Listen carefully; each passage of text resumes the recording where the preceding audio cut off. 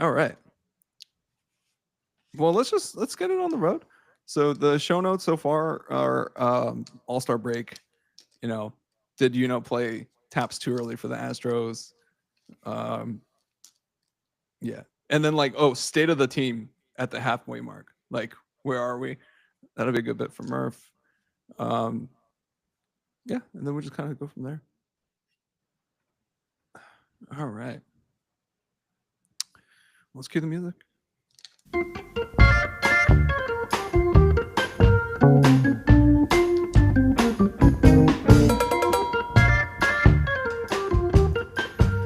Welcome, one and all, to another edition of Everyone Hates Us, the podcast dedicated to the art of winning and the beautiful sport of baseball. I'm your host, Euno Lee, joined by my friends Collin Murphy, and Dan Grievitz, my co-hosts and good friends and uncles of my son, who is celebrating his birthday this week. Yeah, guys, it's been all right. Real quick, all right, I just got in, so I spent the afternoon or lunchtime in Pasadena, and it was hot as balls. It was so hot.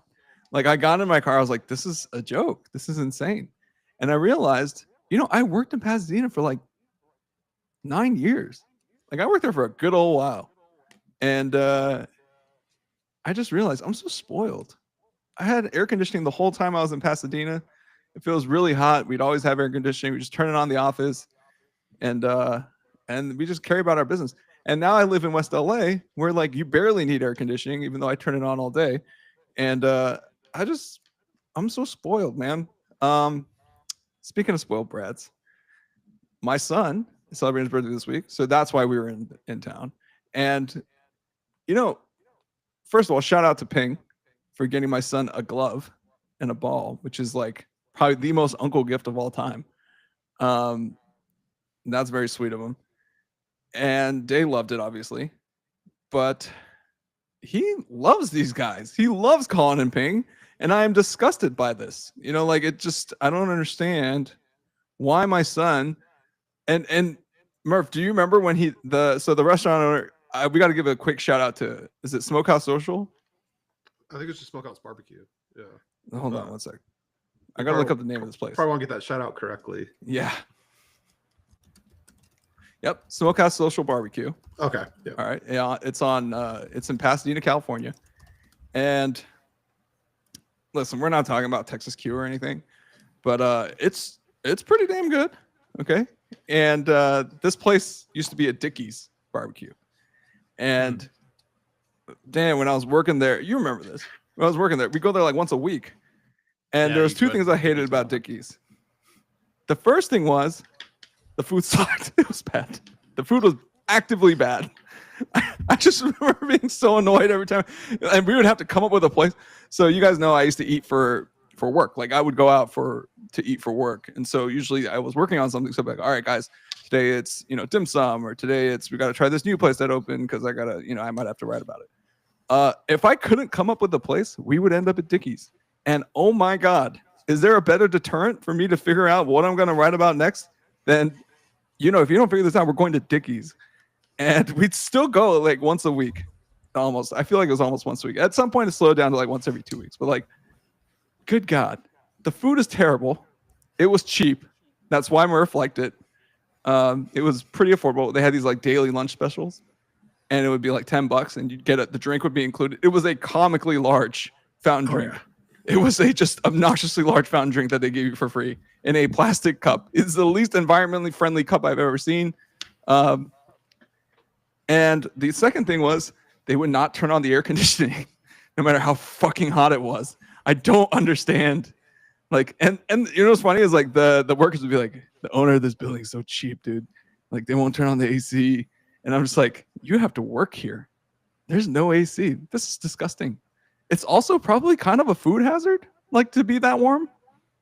I don't want to think about what kind of bacteria can grow in there at that temperature and that level of humidity. Anyway, all that said, it's been replaced by this wonderful place, Smokehouse Social in Pasadena. And I mean, there's multiple offerings. They're just elite. The fries are elite. The chicken wings are elite. If you're a dry rub chicken wing guy, whoa, it's a banger. I just sat there and ate chicken wings the whole time. Colin can attest. The meats are fantastic. They are huge because they retain all the moisture. That's one thing I noticed about all the meats is they're very juicy. Whether it's the ribs, the St. Louis ribs look like dinosaur bones. They're huge. And it's because it's retained all the moisture in the meat. And so that's one of the things that I love about this place is they do a good job maintaining the texture. The sauce is, but you can always bring your own sauce or whatever. But the meat is fantastic. The sides are great.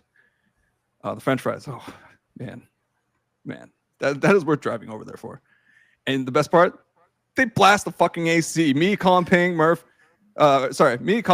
and Day are like the only 4 people that don't work there in there at the time, and they're blasting the AC. I am so grateful for this place, and it's clean as a whistle. Just so many great things. It's like someone decided, hey, Dickies, you've lived your life. It's time to send you out back and dig a hole, and we're going to put a very nice new barbecue here.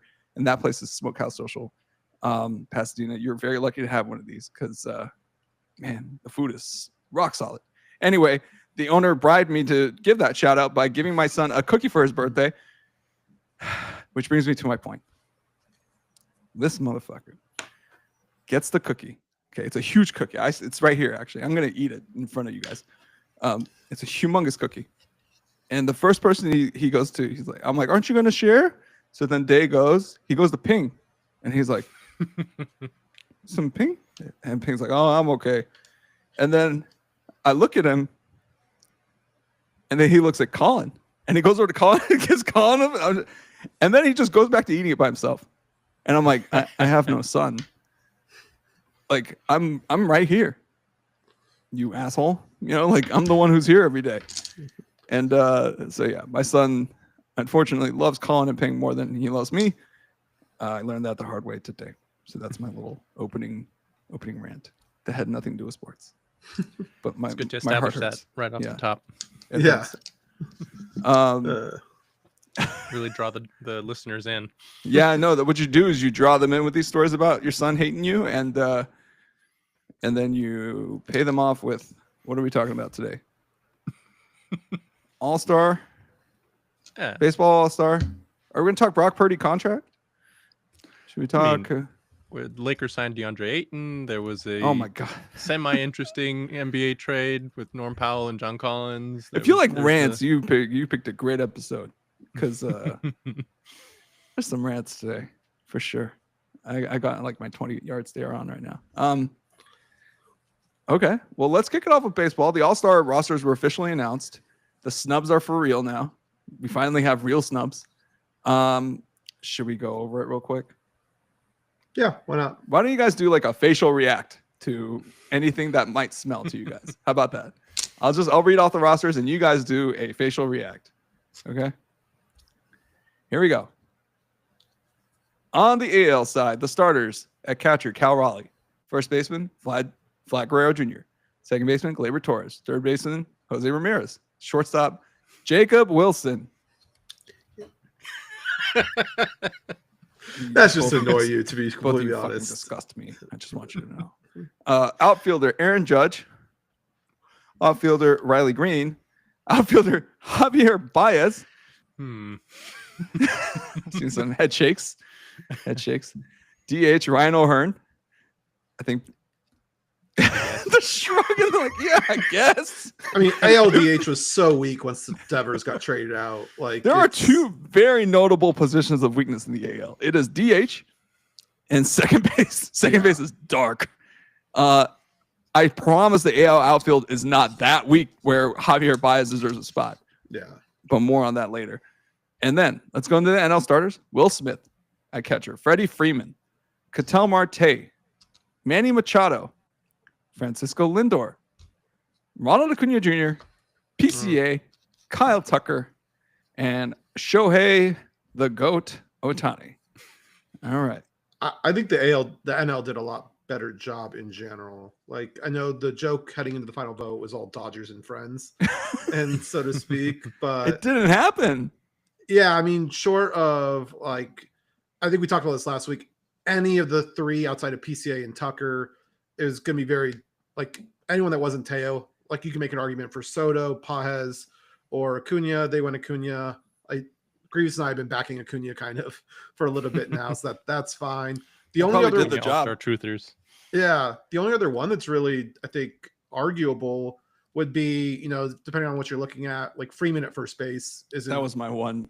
If I like- could dispute one, that would be the one where I would be like, yeah, I'll take that. Like I'm okay with you guys disputing Alonso over Freeman or Olsen over. Yeah, both. like I think that's the worst thing the NL did. And as far as all-star things that we've had year over year, that's a pretty light complaint compared to normally there's like something really egregious. And I just don't think the NL really had something awful this year. All right.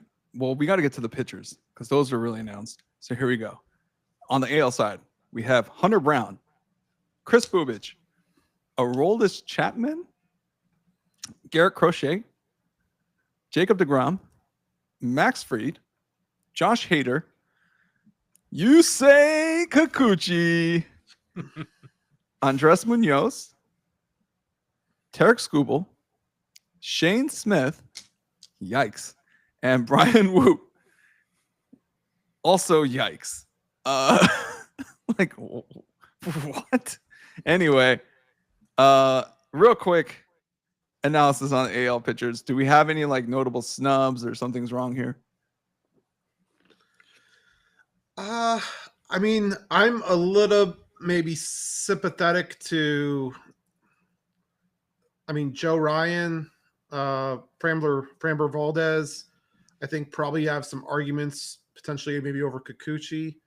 Evaldi had great rate stats, but he didn't hit the qualifying numbers. It seems like the commissioner was like really strict on that this year. Like if you didn't hit the minimum qualification for rate stats, did any of the starters get picked that fell underneath that number? Because Evaldi's numbers are great, but he did pitch 25 fewer innings than Kikuchi. So I do think that was held against guys a little bit on this one. I don't think that's traditionally always been the case, but I felt like they were very, very big on that this year for whatever reason. Okay. Yeah, same. Like Kikuchi has been fine, but yeah, Joe Ryan has been great. Like he's been, especially in the last couple of months, he's been striking guys out like at a furious clip and really just locking in. He's been really good.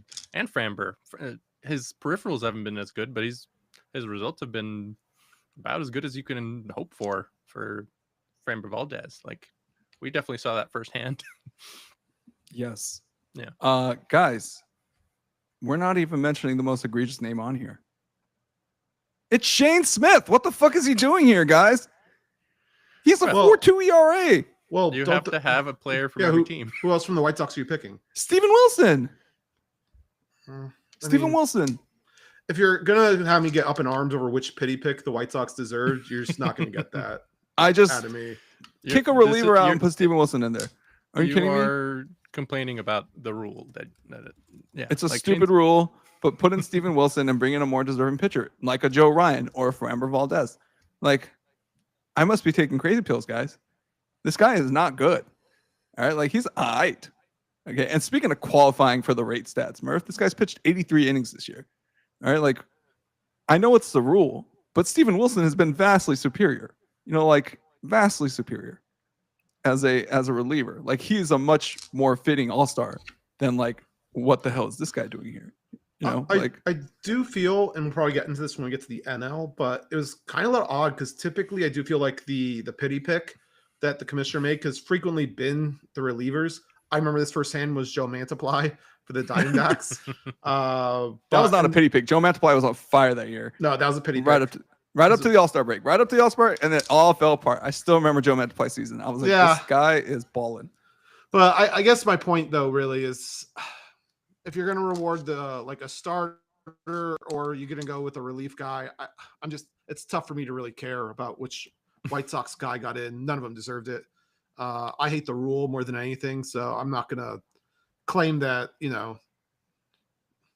anyone was like totally hard done in or anything. Like Steven Wilson sucks. Like he had a decent season, but if he was on any other team, he would never have been considered either. So that's fair. Yeah. All right. Well, let's move on to the NL real quick. All right, guys, I'm reading it off. National League pitchers: Jason Adam, Matthew Boyd, Edwin Diaz, Mackenzie Gore, Clayton Kershaw, Freddie Peralta, Robbie Ray, Randy Rodriguez, Chris Sale, Paul Skeens, Logan Webb, Zach Wheeler, Yoshinobu Yamamoto. You don't get to react to those. Like, sorry. I don't care what your reaction is to those. That is. And let's get into the reserves so we can kind of really get into this discussion real quick.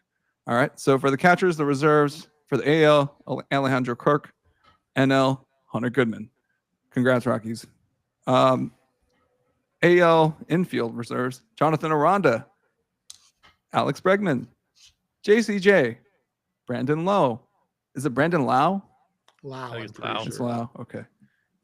Jeremy Pena. Oh, there he is. Oh, look, it's the 5th best position player in all of baseball. Just He's in the All-Star game. Yeah, he made it. Bobby Witt Jr. Okay. NL, Pete Alonso, Ellie De La Cruz, Brendan Donovan, Matt Olson, Eugenio Suarez. Outfielders for the AL: Byron Buxton, Stephen Kwan, Julio Rodriguez. For the NL: Corbin Carroll, Kyle Stowers, Fernando Tatis Jr., and James Wood. Thank God, James Wood. Thank God. That was some bullshit that he was not even in the finals.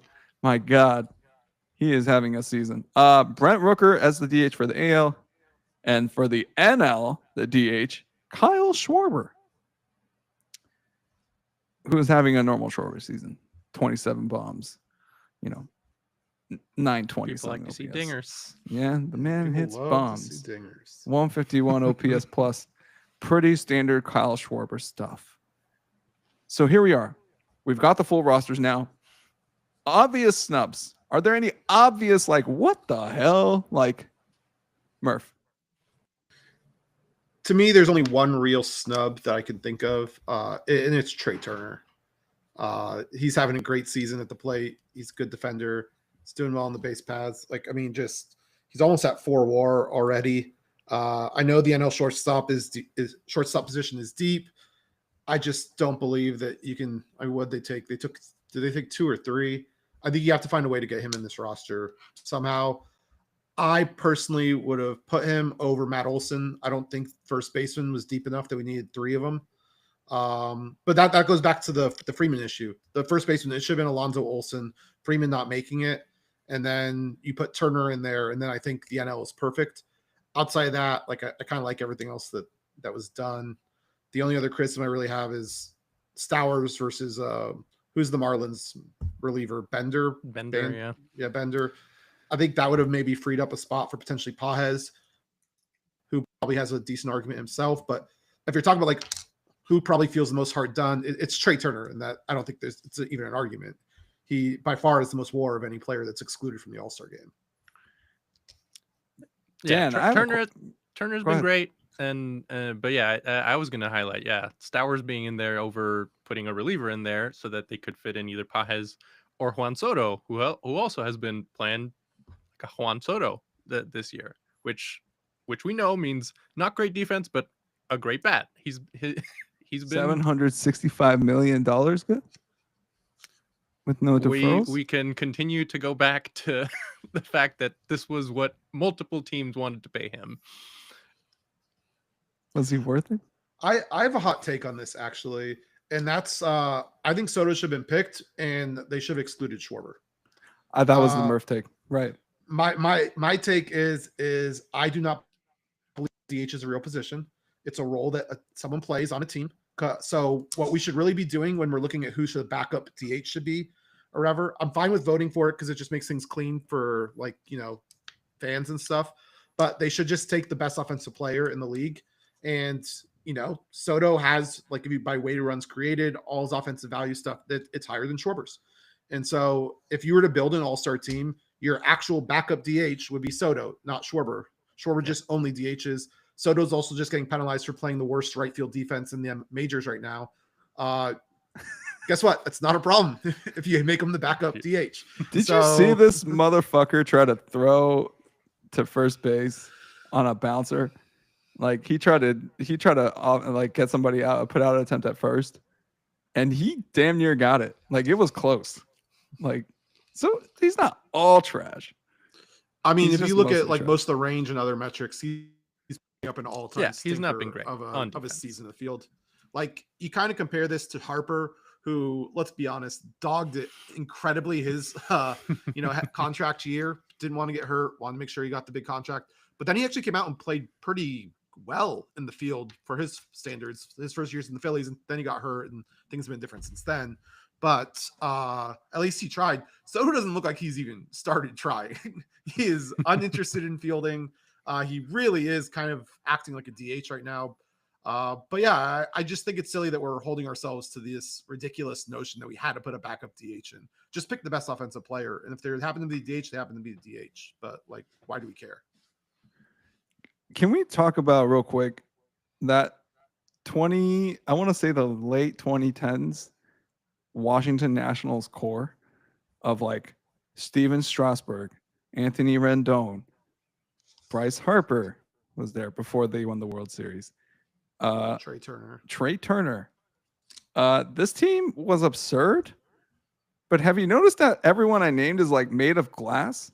Like, isn't it weird that like they are all made of glass? It's kind of crazy. Like they all had injury issues. Tragically in Steven Strasburg's case, and hilariously in Anthony Rendon's case. Like I don't know what the hell's going on over there. It is kind of crazy, like that the stars really aligned for them. And sans Harper, they were able to take this team and just moonshot it to the World Series. Like that is a crazy, crazy thing for the stars to align like that. Like Strasburg was huge, Corbin was huge. Like you talk about stars aligning, like sans Harper, but Harper left and they were able to slot Juan Soto's production right in there. And Ewing theory, you know. But also, this is not Ewing theory. Like Soto was dominant in those playoffs. Yeah, but Bryce Harper is toxic. You know, he's horrible. He can't win a World Series because he brings his teams down. I do think it's funny. The one guy that stayed healthy was Patrick Corbin, who I'm sure that at times wanted to like not be Can't healthy. You get hurt, please? Can you stop? We need to collect insurance money. Like, stop. So that was kind of funny. Oh, Murph, DH isn't a real position. Then where do you put Shohei? I mean, again, like it's a role, and he's the best offensive player, so you slot him there. But again, I don't think it's a position because everyone else bats. Like the catcher does everything the DH does. He just also catches the ball. So, I see. So you mean for like a backup, like you should play a position. Yeah. Or I mean, even if you want to just put a DH there, I just think that like we shouldn't be looking for someone who only plays DH. We should look for the best offensive player. Because this is what they used to do when the All-Star game was in an AL city and they wanted to slot in. They needed to have an NLDH and they would just pick the next best batter. Next best bat. No. Yeah. I mean, so yeah, maybe it's my NL mindset, but that's just how I think it should be. It just makes sense to me because again, like I don't think teams outwardly go out and are kind of like, oh yeah, dude, I'm really looking for a DH. Like no, they're looking for a bat first, and then if they can play. They're useless in the field, then maybe they have a room for them. Otherwise, they rotate things in. Like part of the appeal for Grichuk on our end is the fact that we could slot him into right field occasionally. Like we're not looking for someone to only play DH. We're looking for like a baseball player that can hit the ball well, and we will play him at DH sometimes. But the DH to me is just inherently not a position. It's a role that you play on the team. This is similar to why like with O'Hearn, I'm like, all right, because O'Hearn is, has been good, but he's also a platoon player. Like he only bats against half of the pitchers that they face. He's been great, but he's not. Yeah, there are better batters in the AL that could have started. That's another good point. Yeah, because everyday guys like they don't get to pick and choose their matchups the same way like DHs do. Because I mean, the Diamondbacks last year, like we had I think the second highest DH production outside of Ohtani. Because we just alternated Jock and Grichuk, and they only batted in favorable like positions. But like if you put either of those guys in an all-star game and just like or anything, like it'd be kind of ridiculous. They only bat in favorable situations. Okay, in fairness though, Jock was putting up some ridiculous numbers last year. I was like, he was only batting. Yeah. He was only batting against good? He was only batting against righties though. Like true. I think that's kind of Grievance's point. Is that O'Hearn like he's only facing like his best matchups. Well, I'm not. O'Hearn's numbers are not ridiculous. Jock Peterson's numbers last year were ridiculous. Like that was like, what the hell is going on over there? Like he was really balling. So like I kind of, if it's like to that extent, it kind of makes sense. Plus, and to Jock's point, I don't know if you can play him in the outfield anymore, but like you can put him at left and you can, put him at first probably. Like we're not talking about the end of the world here. You can slot him in someplace. He has a history of playing positions and was at one point an elite defensive center fielder for the Dodgers when he like first came in the league, and then he blew up and started wearing pearls and he's a DH. But so I mean, like changed along that front, I would also throw in potentially for the AL Springer, like kind of being snubbed. I like that. But I mean, again, this is all fallout because of Baez getting in. Yeah. Like there are going to be guys left off when you make bad decisions like that. It's boneheaded decisions, Collin. Boneheaded decisions to put Javier Baez as a starter. I'm happy that after the Wilson getting the start, that Pena and Witt both made it because I thought all three always deserved to make it.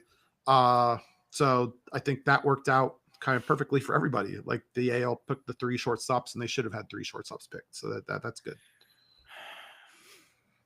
Y'all know how I feel. I think we've established on this podcast how we've gone over this enough. Not just in this podcast, but in the group chat. Values defense. To my wife at dinner multiple times a week. I'm just belly aching about Jacob Wilson making the All-Star game.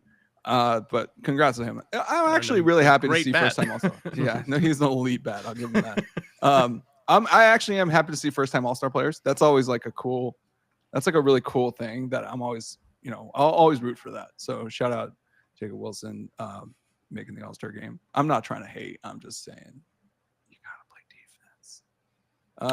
I mean, sometimes the bat is good enough that it doesn't matter. Like there's a number that kind of encapsulates all of that, and for some reason, his isn't very high. No, it is. His Fangraphs war would have gotten Fangraphs war. Yeah. Okay, fine. Yeah. Exactly. Like. Now, that was my point. This is what we've been saying. Yeah. Like, okay. It's reference versus Fangraphs, but. Okay.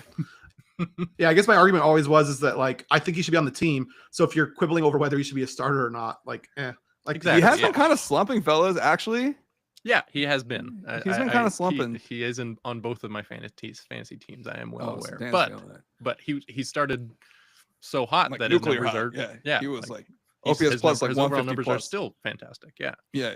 He was legit. Yeah. But yeah, I just looked at his numbers right now and I was like, damn, that's a lot lower than I remember it being. Yeah. Okay. Anyway, we'll be right back. I think this kind of concludes our All-Star. Actually, no, real quick. Dan, who you got winning? NL. Murph? I mean, I think we're all NL guys here. Like, I mean, I'm not going to root it. I root for Corbin Carroll, Eugenio Suarez. You could tell Marte all the time. I'm not going to stop in the All-Star game. D-backs had 3, and all 3 of those were like no-brainers. Like that's damn. Yeah, I think especially with Muncy getting hurt, although it didn't really matter because Suarez was ahead on the player vote anyway. Suarez should have gotten in. Suarez was the best third baseman in the division, like ahead of Machado, ahead of Muncy. I think just on like production. Oh, but at the same time, that all the third basemen in our division are like the best third basemen. They're like elite. Yeah, it's like welcome to the best third base division. I didn't even mention Chapman, who was the best defensive player. Yeah, out of all. Yeah, this is the craziest third base situation ever. It's like.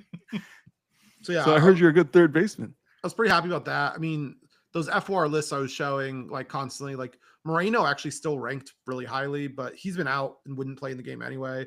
And Goodman apparently was actually selected by the players, so he wasn't even the pity pick. He was actually selected. Was Perdomo snubbed, Murph? No. I mean, okay. I think he's 4th in FWAR and BWAR, but for shortstops, I don't think you can justify taking 4 players from the same position. You're saying 4th in the NL? 4th in the NL. Okay. Like, at the end of the day, like, Trey Turner, Ellie De La Cruz, and Francisco Lindor all were better than him. And to me, it's just tough for me to claim that Perdomo and like someone like CJ Abrams are snubbed when you're like 4th and 5th. Like they're putting up great years. And shortstop is deep. Like, but you can't.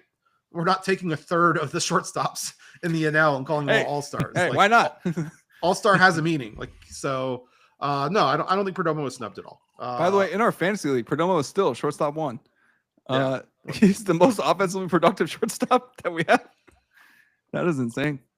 That's because Jacob Wilson has fallen off, but he was number 1 for. Oh, really? Okay. Yeah, I could see that. Geraldo Perdomo. The guy gets on base. Do I care if it's a walk or a hit? No, Frogman Do not. does his thing. All right, fellas. Okay, so I think we all got the NL winning, but we're tends to be biased, but also like, just hit it into short and see what happens. Make them play baseball. I am looking forward that they're doing their own uniforms again, which is always fun. I think I saw a preview and they look. Oh wait, no, they're gonna wear their own. Exactly, they're gonna wear their Thank Christ, because the official jerseys I saw looked really bad. I was like, those are for everything except the game, I think. Which is good God, which is fine. That is like disgusting. Have your jersey, sell whatever you want, but keep the game with the. I love the chaos of everyone wearing their own jerseys. I like that too. Looks great. Yeah. That was like an NBA thing too. I liked it when the NBA did it as well. Except it was kind of hard to tell who was on your team. I liked it when all of them do it. Like the helmets in the Pro Bowl. Like you should be wearing your own team thing. Yeah. I will say the Diamondbacks commentators have been ranting about this for like a week at this point. They shouldn't be doing it. No, that they should be wearing the original jerseys, and like it's like no one wants to buy. Yeah, it's kind of like who's buying an All-Star jersey? Just like people want to buy their own team's jersey. Dude, fanatics will find ways to shitify everything good about sports. So whether it's selling these horrible looking NL jerseys or what have you, but fanatics will find a way to make money off of this. In the we should have like a sponsor shit list of like sponsors we will never take on, and it's like DraftKings sponsors, FanDuels, like, and then fanatics, like, sorry, not happening. And then what else is there? Athletic Greens, like, can't do that. Sorry, like none of us take that. Let's be real. Like no one's drinking AG1. We should have like a list, like a running sponsorship list.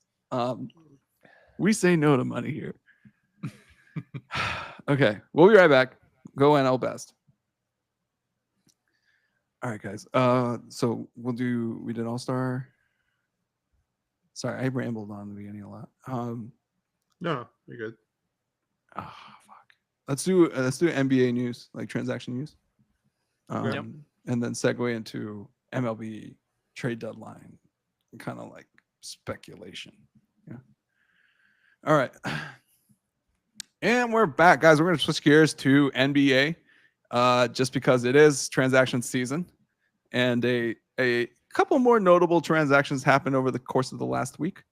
I think one of the major ones was that the Clippers traded Norman Powell, who is on the wrong side of 30, but still very productive, like a pretty good scoring option. He played admirably when Harden was out. He was a legit All-Star candidate last year. He's a for real. Yeah, he is in that fringe All-Star, and like you could do a lot worse at your third option. I'll tell you that. So he's one of the, probably one of the premier, wings in the game. So, and he got moved for John Collins. So the Clippers, in doing this, get about 4 years younger. Collins turns 27, is capable of giving you 10 rebounds a game. The high flying nature of his game is well documented. Dan, real quick, who won? The Heat won because they got Powell for assets. The Clippers sort of traded a wing for a big, and I guess they wanted a big, and John Collins is a serviceable big, and with on a team with James Harden, having a springy big like Collins is useful. The team that lost is the Utah Jazz because they keep giving away all their valuable assets for cents on the dollar, and even though Austin Ainge came in as the new GM this year and said that he was done, that they were done tanking and they were going to go for it, and then they keep doing trades like this. They gave up Collins and Sexton already this offseason for very little in return, unless they you must count know something. 2025 use of Nurkic as a premier piece. I just think the Ainge family just loves assets and not turning them into anything. Yeah, well, they like the idea of assets, like the future. The mystery box. Yeah. It could even be a boat. So that's what I think is going on. Okay. But Clippers better after this trade or worse? Like, what do you think? Better, I think. Just they already had, a couple wings. Like they have, if they're all healthy, Kawhi and Harden are better. That's a big fucking hit for those two guys. Like, I got it. Well, actually, Harden's been relatively healthy throughout his career. Kawhi's a big fucking hit. Like, yeah, but he strung together a good stretch of healthy games last year. Like, Jacob deGrom has over 100 innings this year. It can happen. Like, often injured players can. You need to go knock on wood and light some candles, bro. Talking crazy, bro. Did you see he just said Jacob deGrom had 100 innings this year? Merv. I think the first time since thing, 2019. You better light some candles, Dan. To me, at least, the big thing is more they're clearly committing to competing under like this Harden Kawhi timeline. And so if that's the case, you have to operate under the assumption that they're going to be healthy. Because if they're not healthy, like, what are you doing? The whole thing's just irrelevant. And along that front, the money that Powell is going to command just does not really fit in with what they're going to be able to do. So I do think they potentially, like, talent-wise, they got worse. But they probably got a better fit here. And as long as everyone stays healthy, their ceiling actually potentially is probably higher. But I do think they lowered their floor because Kawhi being out all the time, Norm Powell was really nice to have to milk up all those minutes. So I like that. I think they lowered their floor. I think they increased their ceiling. They increased their volatility and decreased their payroll expectation. So I think all in all, if you're a Clipper fan, like, I don't know, you're on a long shot here, but I think you have to like the position you're in better. You're in a more stable position now than you would have been otherwise. You couldn't pay Powell and realistically try to compete. Mm-hmm. Yeah, I mean, that's a recurring theme with a lot of these moves that are happening this offseason with the new CBA rules. Like, teams are blowing it up a lot. They're a lot quicker trigger to blowing it up. And if they, like, the Celtics, like, Jason Tatum got hurt and they already sent away Porzingis, and they were in the second apron. Like, they needed to, but like, they need to start throwing like more than deck chairs off the Titanic there. Like, it was like, yeah, but this is what I'm talking about. Like, the fact that they were in the second apron, like, this is the new CBA rules. Like, it's punished so heavily that teams are all making moves motivated by that. I mean, it's not even the financial penalties to an extent. Like, they also start taking away your picks and everything. Like, it honestly becomes impossible to even like build a team at a certain point with like all the punitive restrictions. So, I mean, they essentially put in a hard cap on this to an extent, one that you can like go over briefly, but essentially it's kind of a hard cap. So, it's pretty intense.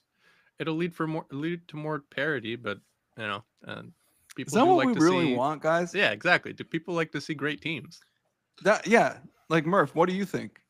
I do think parity is important, but to me, I think of course the fucking Rockets fan thinks parity is important. Well, I think team continuity is also extremely important. And I think this is going to kill that because right now it's turning into like everyone except for your star is basically a fungible asset that you're just going to be constantly retooling upon to try and create these mini 2 to 3 year windows before setting up a blow up year and then trying to retool back into it.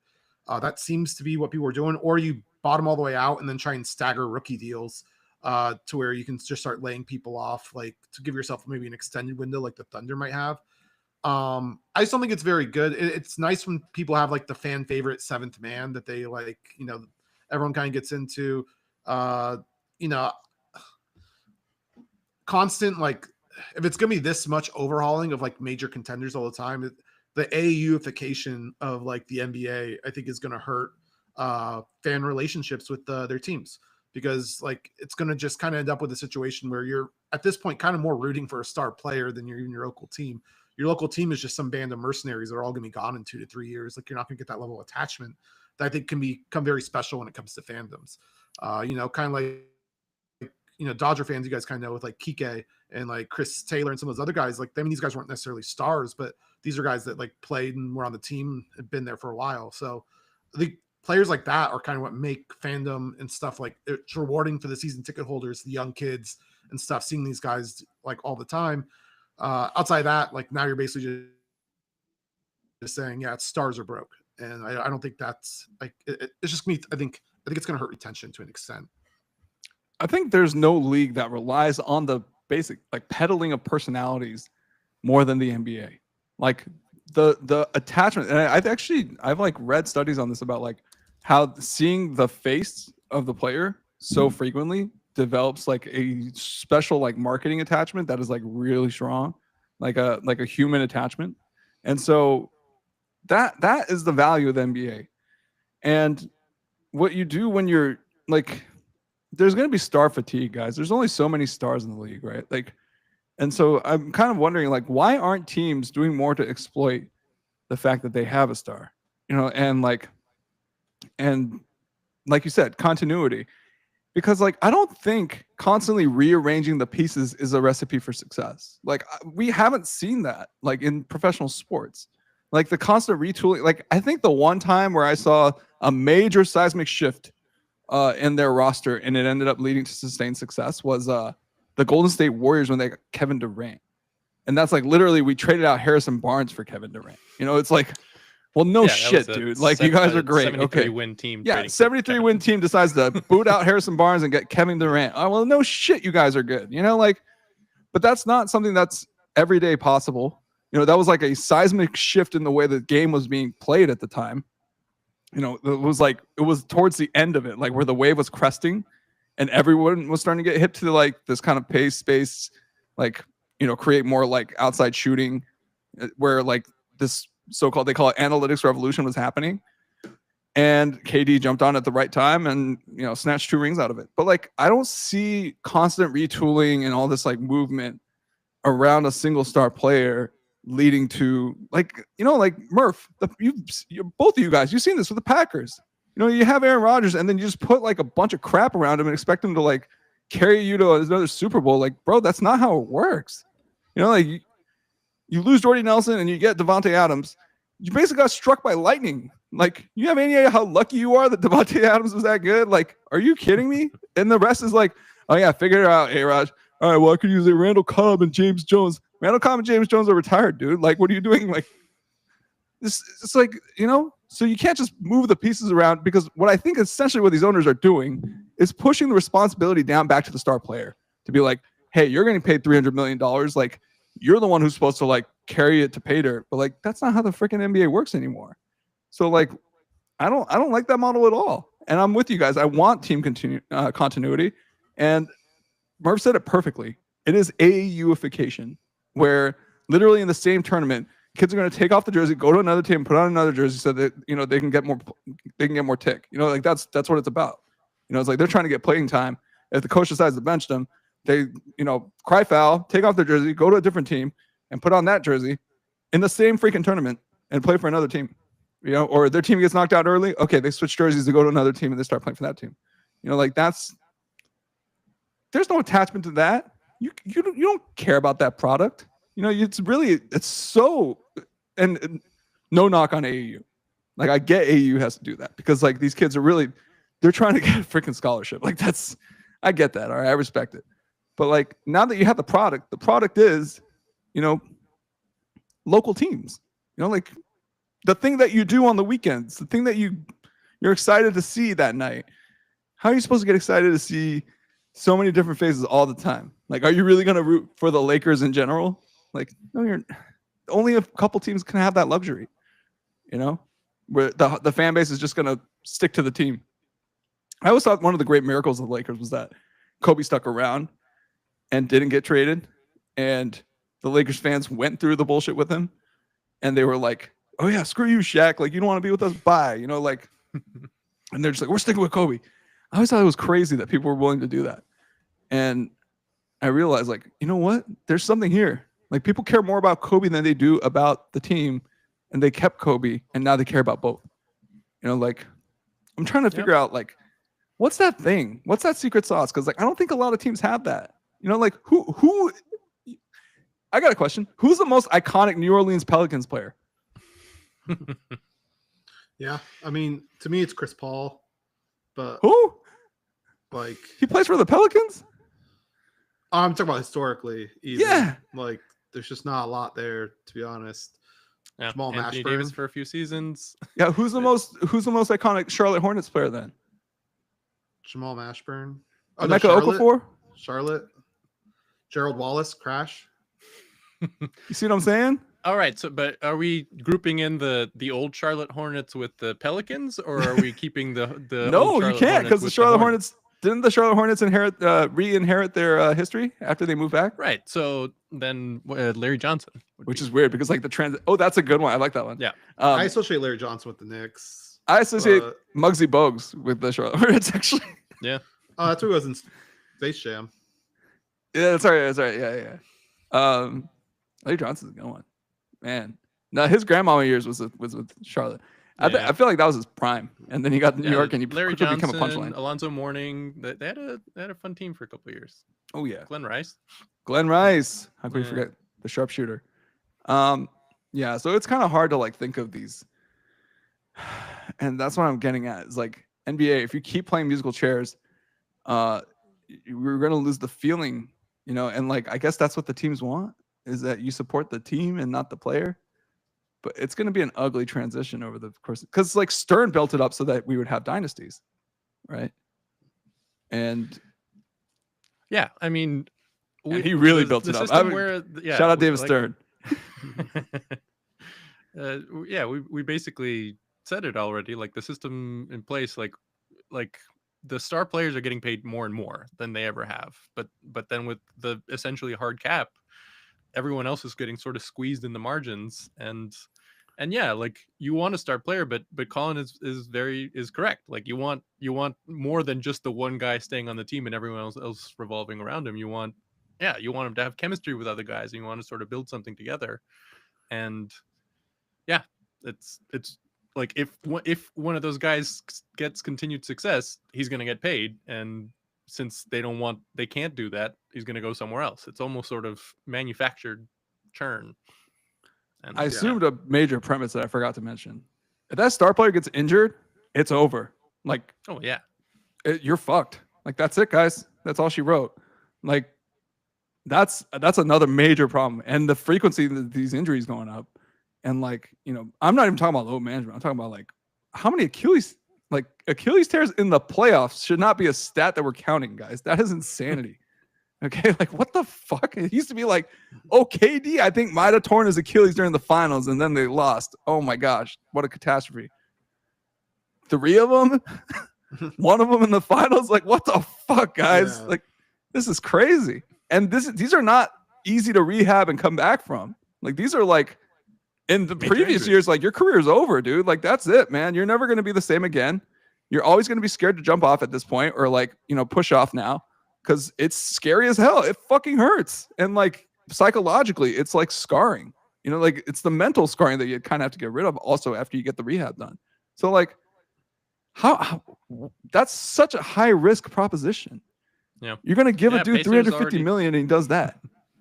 Yeah. Pace has already said that Halliburton isn't going to play at all next year. And yeah, you're still dedicating 30% of your cap to this guy. This is similar to why we shook our heads with the Bucks decision to waive and stretch Lillard. Like with the current rules, like dedicating $22 million to an empty, like dead space, like is a little crazy because it's uncompetitive. Yeah. And now we're hearing that the Suns are about to do the same thing with Beal. It's a little crazy to me that this is becoming a movement. Like they saw that and they're like, yes, I want to do that. And like, what are you doing? They just also signed Booker to a 2-year, $150 million. Yeah. So Suns, Ishiba is just, if that's even how you pronounce his name. Ishbia. Yeah. Just clown. Just clowns. What are they doing? I like that Suns core that made the finals in 22. That was a good team, man. Damn. Yeah. Well, this is a good place to segue to the other NBA move that we wanted to talk about, because the center on that Suns team is the new center for the Lakers. Yeah, it's pretty great, really, if you think about it. Yeah. Well, DeAndre Ayton has is doing his face reacts now. Yeah. Personally, given the other options that were available, like the upside of. I think he was the only. I think he was the only option the Lakers had. To the only viable It's option. the only option we had. Stop it, Dan. We're not getting anybody else. You know, what are you talking about? Look, I think Green's in the free agent centers, we were talking about Clint Capella and Brook Lopez. Like, okay, these guys would have been good 5 years ago. In that context, DeAndre Ayton is great. Like, I'll take DeAndre Ayton over those guys. Don't talk yourself into this shit, Dan, and don't do it on air. I'll absolutely talk myself into this. Do not do this right now. How dare you disrespect dominating?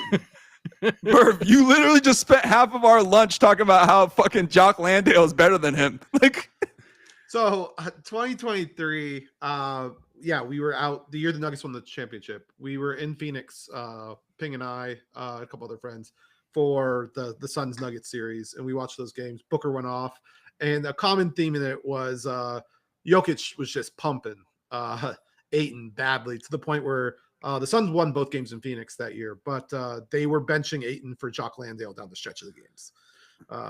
And Jock Landale was unequivocally playing better than Ayton in those games. And yeah, that's what I was talking about specifically. And he's not also wrong. kind of just talking about how, also those talking about that Ayton was a good signing in the sense that like Jackson Hayes wouldn't even would have been like cut and released from the Rockets last year. The Lakers move that the Lakers move that I'm annoyed by isn't us signing Ayton, it's us re-signing Jackson Hayes the next day. Like I feel like we have like Jackson Hayes. We were starting Jackson Hayes. Like that's again bad. Signing DeAndre Ayton compared to Jackson Hayes is a major upgrade, despite Ayton's motivational shortcomings.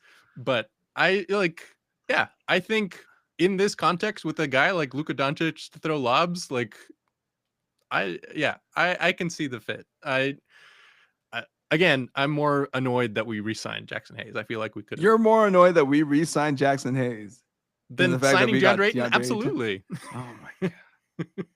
Dan, one move, who gives a shit? And the other move is like, god damn it. To me, Jackson Hayes re-signing is like, all right, we need 15 guys. It's one of those. It's like, yeah, well, you need 15 guys, and you probably need a backup center. It's not going to be Trey Jameson, right? We don't need the 15th guy to be a domestic abuser who sucks at basketball. Okay, yeah. You know what? Given that angle, fuck Jackson Hayes. Yeah, and I saw the tape. It was very not cool. Like, I didn't get to see all of it. I only saw the parts where I was like, oh shit, something definitely happened. But not a huge fan of Jackson Hayes off the court. On the court, sure, whatever. Again, dude. You trash. You probably shouldn't be playing NBA minutes. Right. But okay, what were our other options? Because I'll still take Jackson Hayes over Alex Len. If I might rather Alex put Len my is our dick other through a meat option, grinder and watch that again. Alex Len, should not have been on a court. That is you should not be NBA rostered. Absolutely. I mean, there was a reason Jackson Hayes was starting over him. You know what I hate right now, irrationally, for no reason? Mark Williams. You could have just fucking been healthy, bro. We don't want Dalton Connect. As we found out later in the season, this guy can't play a lick of defense. How the fuck is he gonna get ticked? He played the rest of the year. It was actually pretty solid. Insane. The Mark Williams thing. We could really fucking use right now? Mark Williams. While Rudy Gobert is just giving it to us in the paint. We could really use Mark Williams right now. That would be great. Any rim runner would be awesome. Who weighs more than 150 pounds soaking wet would be great. Who's a rim runner who weighs more than 150 pounds? No, stop. DeAndre Ayton. Stop it. You literally said anyway. Stop it. He fits that description to a T. Dan, he doesn't run to the rim. He only runs to the free throw line on both sides. That's the problem. You have to run to the fucking rim. Right. All the way into the paint, DeAndre. Into the paint, buddy. That's a rim runner. All right. Oh, you're going to follow the guy into the paint on defense. Into the paint, DeAndre. Oh, why are you staying out here on the elbow? That makes no sense. Why are you still here? Oh, that was your man over there, back there at the bucket, getting an easy layup. That was him. Dude, he is not.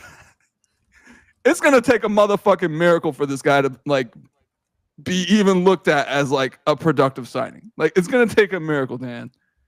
Like for real, dude. I think you are overstating the problem. I think you're, like. What? Okay, well, what is the solution? Like, what is the proposed solution here? Is that like DeAndre just plays like?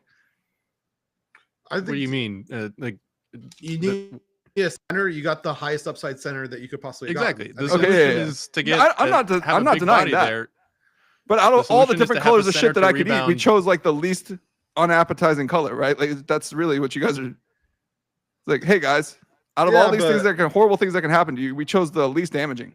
I hate to defend the Lakers, but like, what else could you expect them to do here? Like, they did the best thing they could have this offseason. So my thing is like, so what is the thinking that he's going to bring to the team?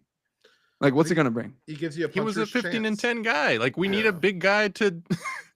He gives you a puncher's chance. That exactly. We needed a center. He's a center. Like, yes, he has problems, but that's why he was available. Like, yeah, I mean, and then we get to the heart of the problem, boys. No, I know. Nobody was available for us. Oh yeah, but that's the thing, right? Is that like you were never going to get someone that didn't have flaws, right? You have someone who has motor issues. Like, I think honestly, that's probably the best problem to have if we're being honest. Exactly. That's kind of what I was gonna. Yeah. That's where I was trying to dig. Yeah. The motor issues. Can we fix that? Do you think it's possible with Bron and I mean, we already got one motor issues patient that we got, on a, South Beach diet in the summer right now in Luca. Like, can we do this again? Like, are we gonna be the rehabilitation Lakers? Like, is that what we're hoping? Is that DeAndre all of a sudden will get fired up because he's playing with LeBron? I think it's what you have to hope for. I mean, also like to go. This is also why I thought it was ridiculous that you guys nixed the Mark Williams trades. Like, LeBron has very limited years left. So what are you guys even doing with LeBron if you're not going to push every chip forward to try and win with LeBron? And under that, like, guys or whatever, the Ayton signing is the only thing that makes sense. And you know what? Like, maybe, like you guys do require like an injury or two to like realistically like make something out.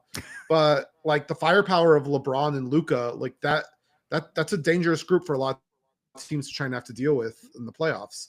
And so, I think you kind of hope that you can get motivated finals Ayton, from there as well. Yeah. Exactly. Imagine if we had like a shooter like Dorian Finney-Smith. Dorian Finney-Smith couldn't get a rebound when there was actual centers on the floor. We have other offensive options. Oh, no, I meant like on top of everything that we have. Like, it'd be great if this firepower had some shooting to space it out and not rely on like, Rui Hachimura. Oh God. Yeah. No. Anytime you have to preface it with like, it's going to take a couple injuries, but injuries have been happening. So don't rule it out. I think that's look at what happened with the Raptors. Like sometimes you just never really know, what it takes. I think the big thing a lot of people talk about, similar to, I think my favorite quote is Federer, not to do a cross-sport analogy. I know people hate those, but Federer, when talking about the French Open, he basically, when he finally won it, he said, I knew if I just kept making the finals every single year, eventually Nadal wouldn't be here. And then, sure enough, he's not, and I was able to. And he beat Robin Soderling for his first French Open. But that's kind of the point, though, is that like if all you can really ask at times is just to be competitive and in the mix, and then sometimes the balls are going to fall for you. Yeah, earlier you said it best. Like, to have a puncher's chance, we needed a center, and DeAndre Ayton is that. Like, we're not paying him a ton of money. Most of his money is getting paid by the Portland Trailblazers. I like that, actually. That part I can stomach. Yeah, we got a center who was much better than the other free agent center options. Like 2025 Brook Lopez and 2025 Clint Capella is not who we wanted starting for this team. Like DeAndre Ayton, yes, has motor issues, but like, again, you were just saying in the playoffs, what we needed was a center, any guy who was tall and weighed more than 150 pounds. I need something.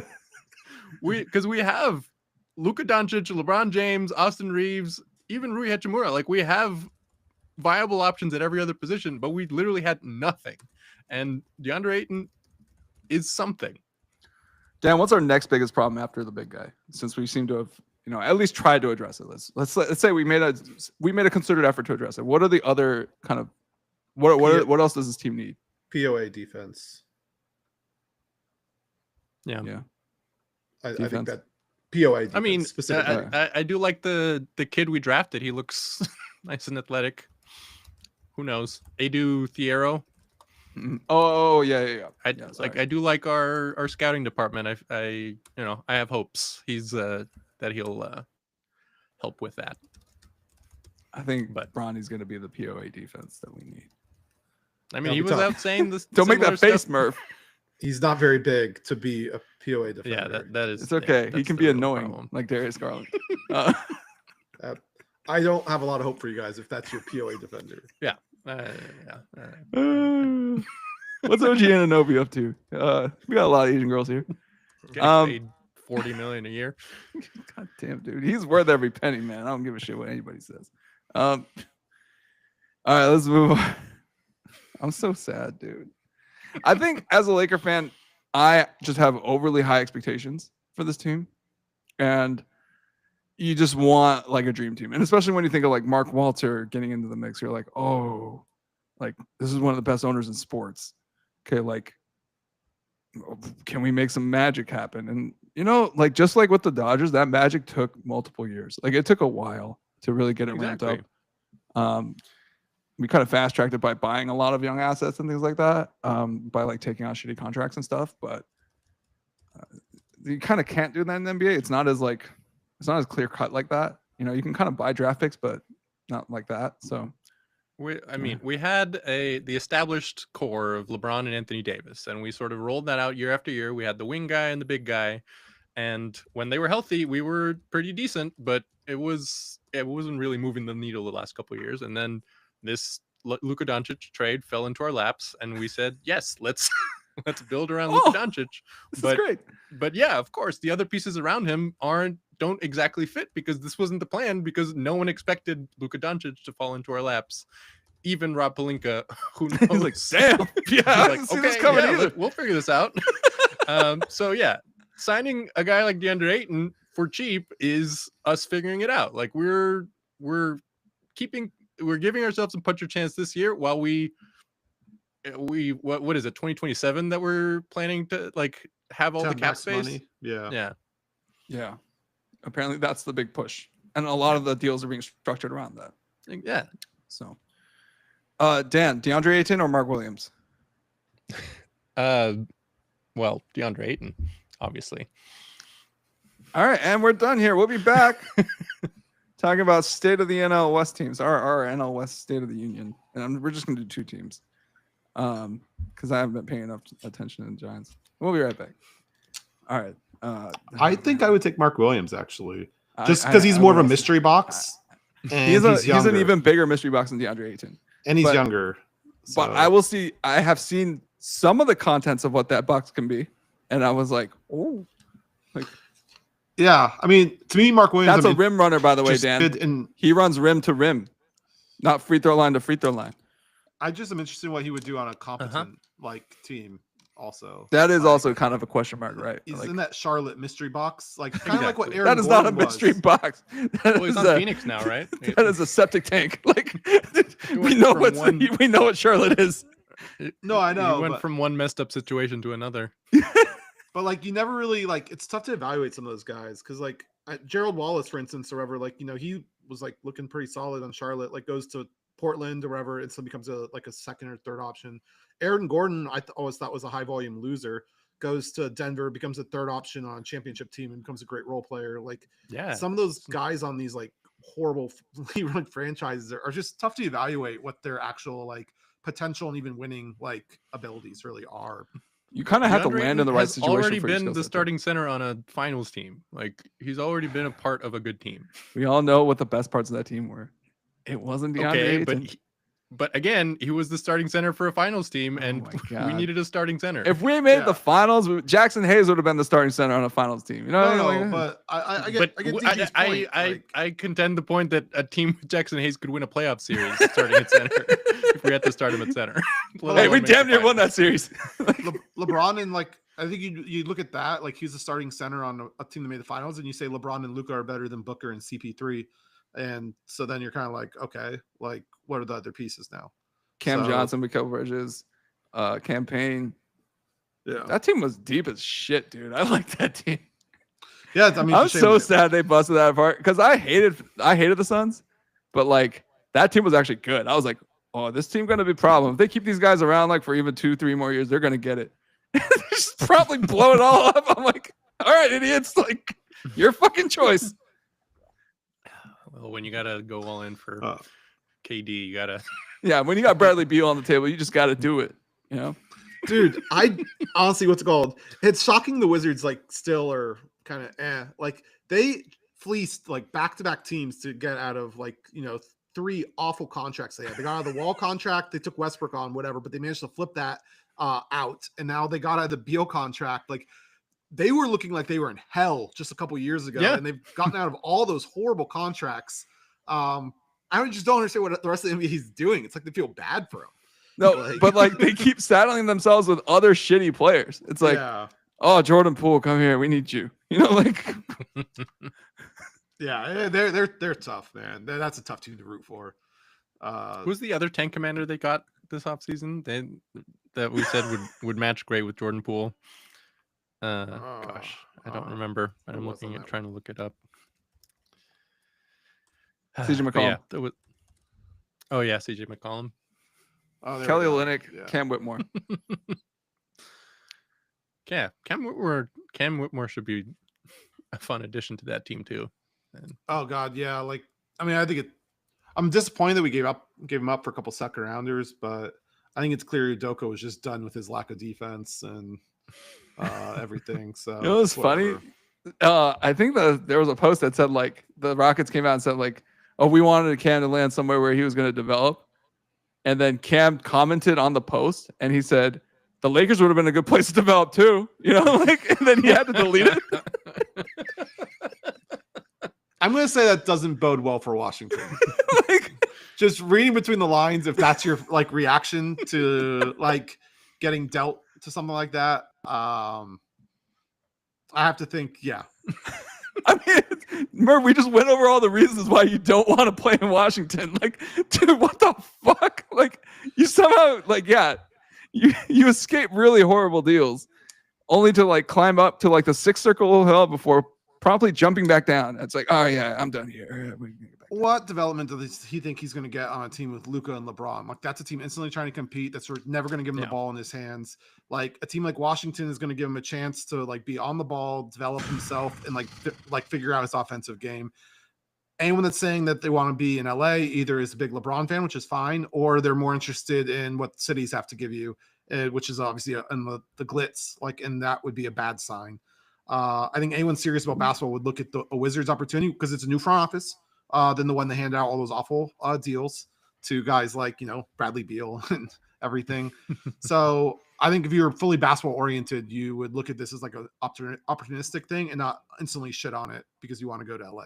That's my read between the lines take. That's a very anti-LA take, Colin, because the Wizards are fucking terrible. So like, I don't think it's unreasonable or far-fetched. If he said I would have been better off developing in Memphis, I would have been like, all right, you're not wrong, because anywhere is better than developing in Washington. All right. No, like, but the fact is he's gonna get the ball in his hands. They're gonna run things. Yeah, but so did Jordan Poole, and look how fucking well that turned out. So did Kyle Kuzma. How'd that turn out? Like, none of these fucking dudes end up like, oh yeah, real career development. It's like, no, you're still trash because your team sucks. All right, and you look bad.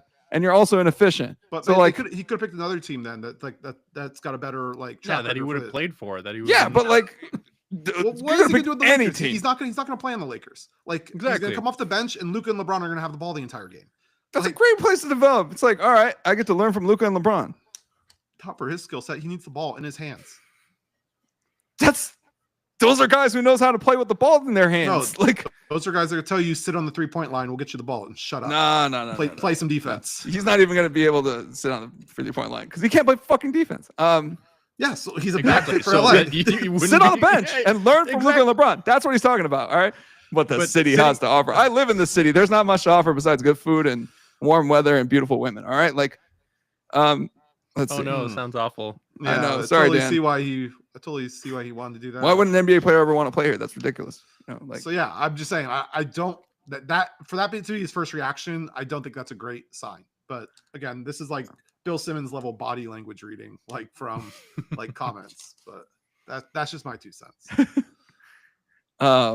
Yeah, so that was a funny little missive from Cam Whitmore. I can't believe he actually commented that. That is out of pocket. Like, holy shit. Like, you are going there, buddy. Like, you didn't have to say that. It's okay. I'm sure all 3 fans will be really pissed off. Yeah, that's not nice. I'm not shitting on Wizards fans in general. I'm just saying I bet only 3 Wizards fans are going to be aware that comment existed, because I doubt they're really following their offseason moves like that, because they're probably desensitized from all the bullshit they've It's done. just like, we have a basketball team? It's almost Commander season. Like, yeah. Yeah, I went to a couple Wizards games while I was in DC, and the atmosphere was very dead.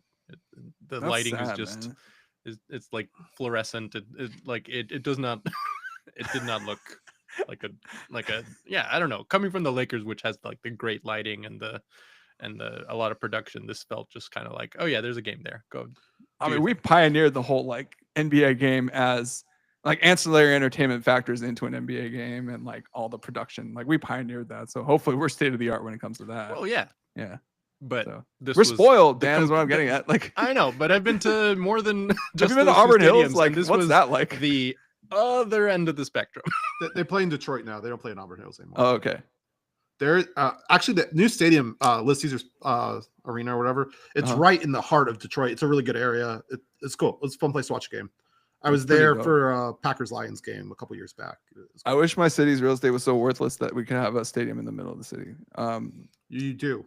No, that's not the city.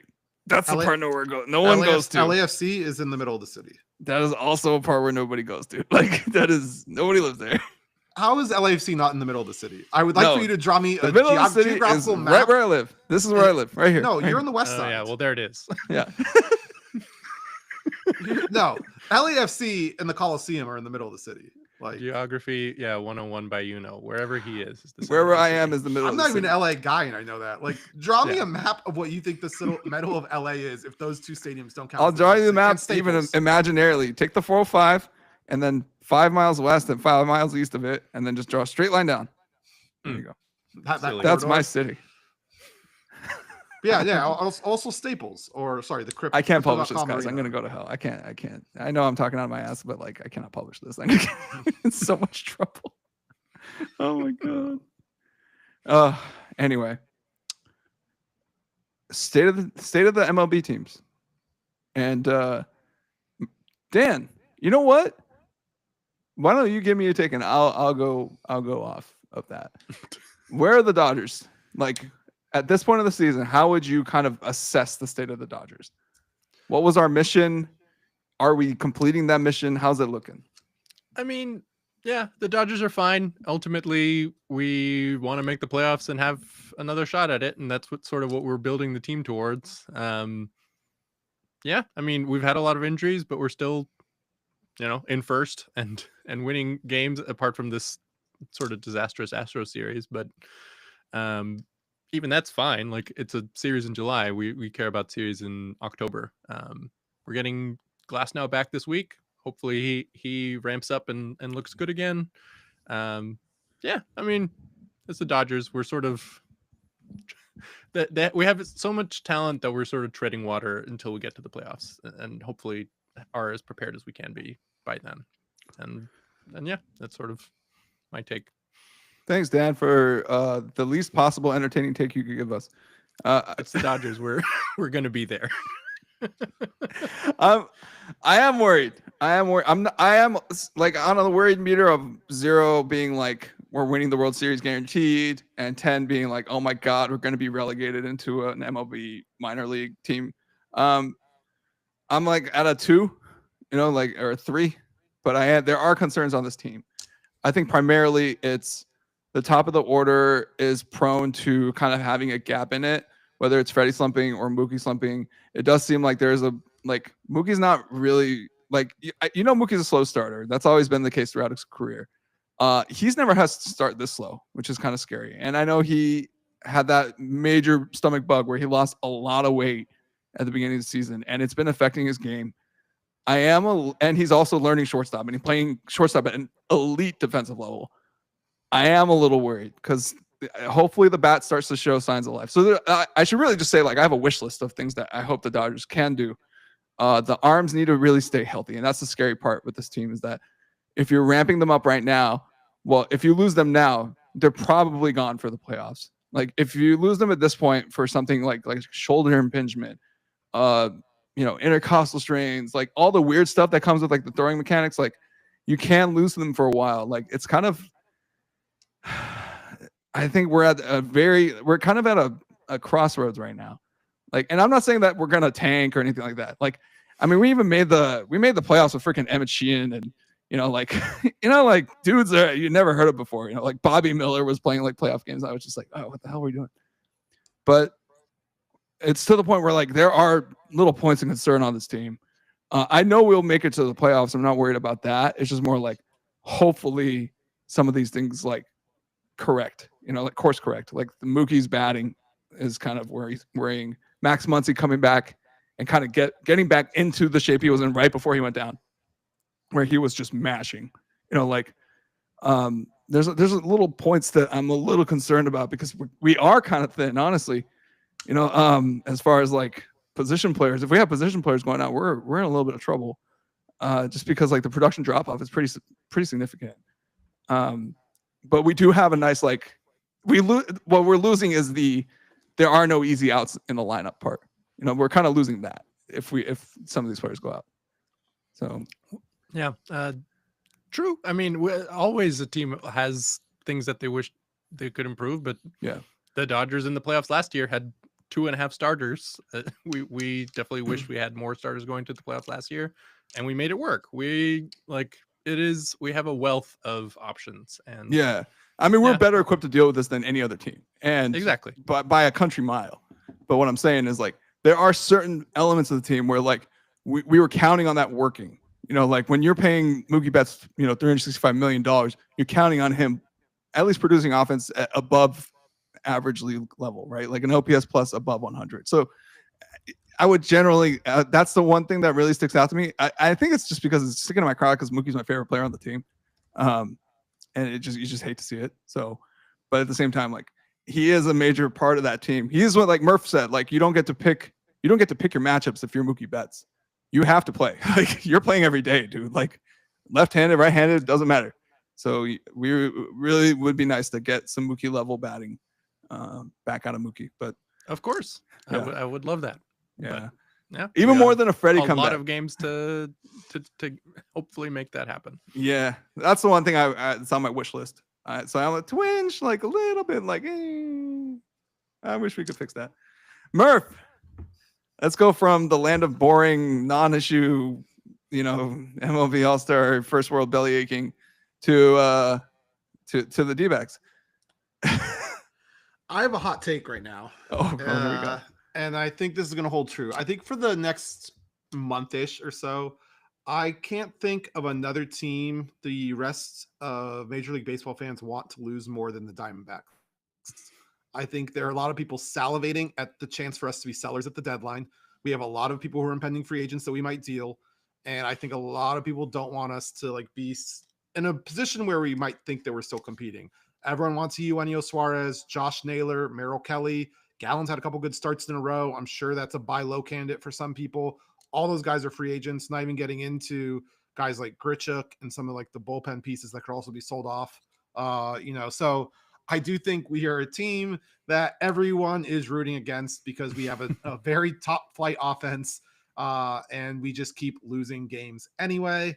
And I think the amount of people that need third base help for one is, let's almost pick a contender. I've seen Mets and Yankees fans on Reddit arguing about which one wants Suarez more.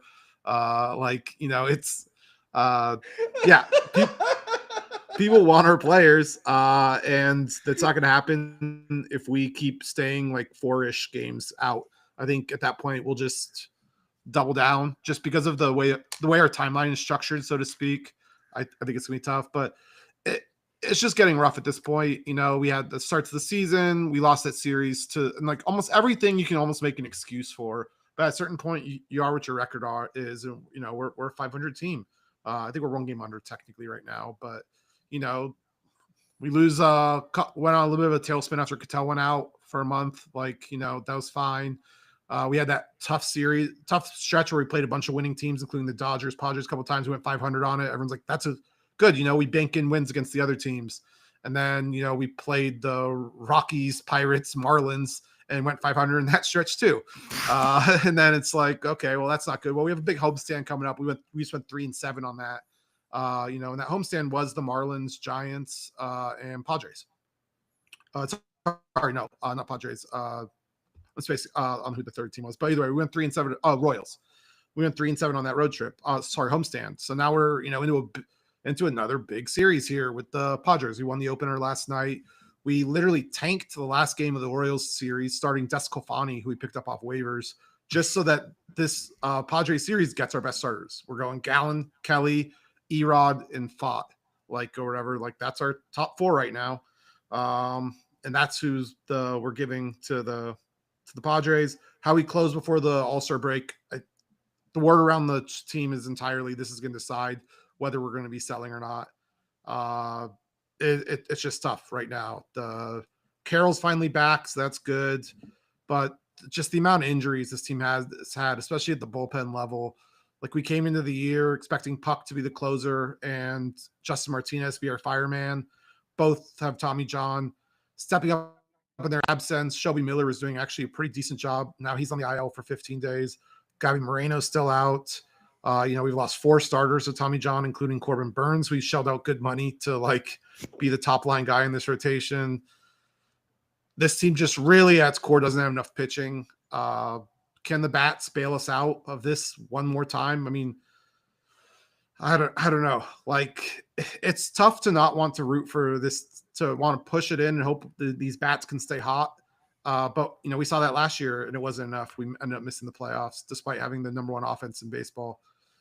We've dropped to, I think, number 3 this year or number 4. And I guess that's maybe the difference between 89 wins and 500. But yeah, it vibes are not great right now. This team just continues to struggle.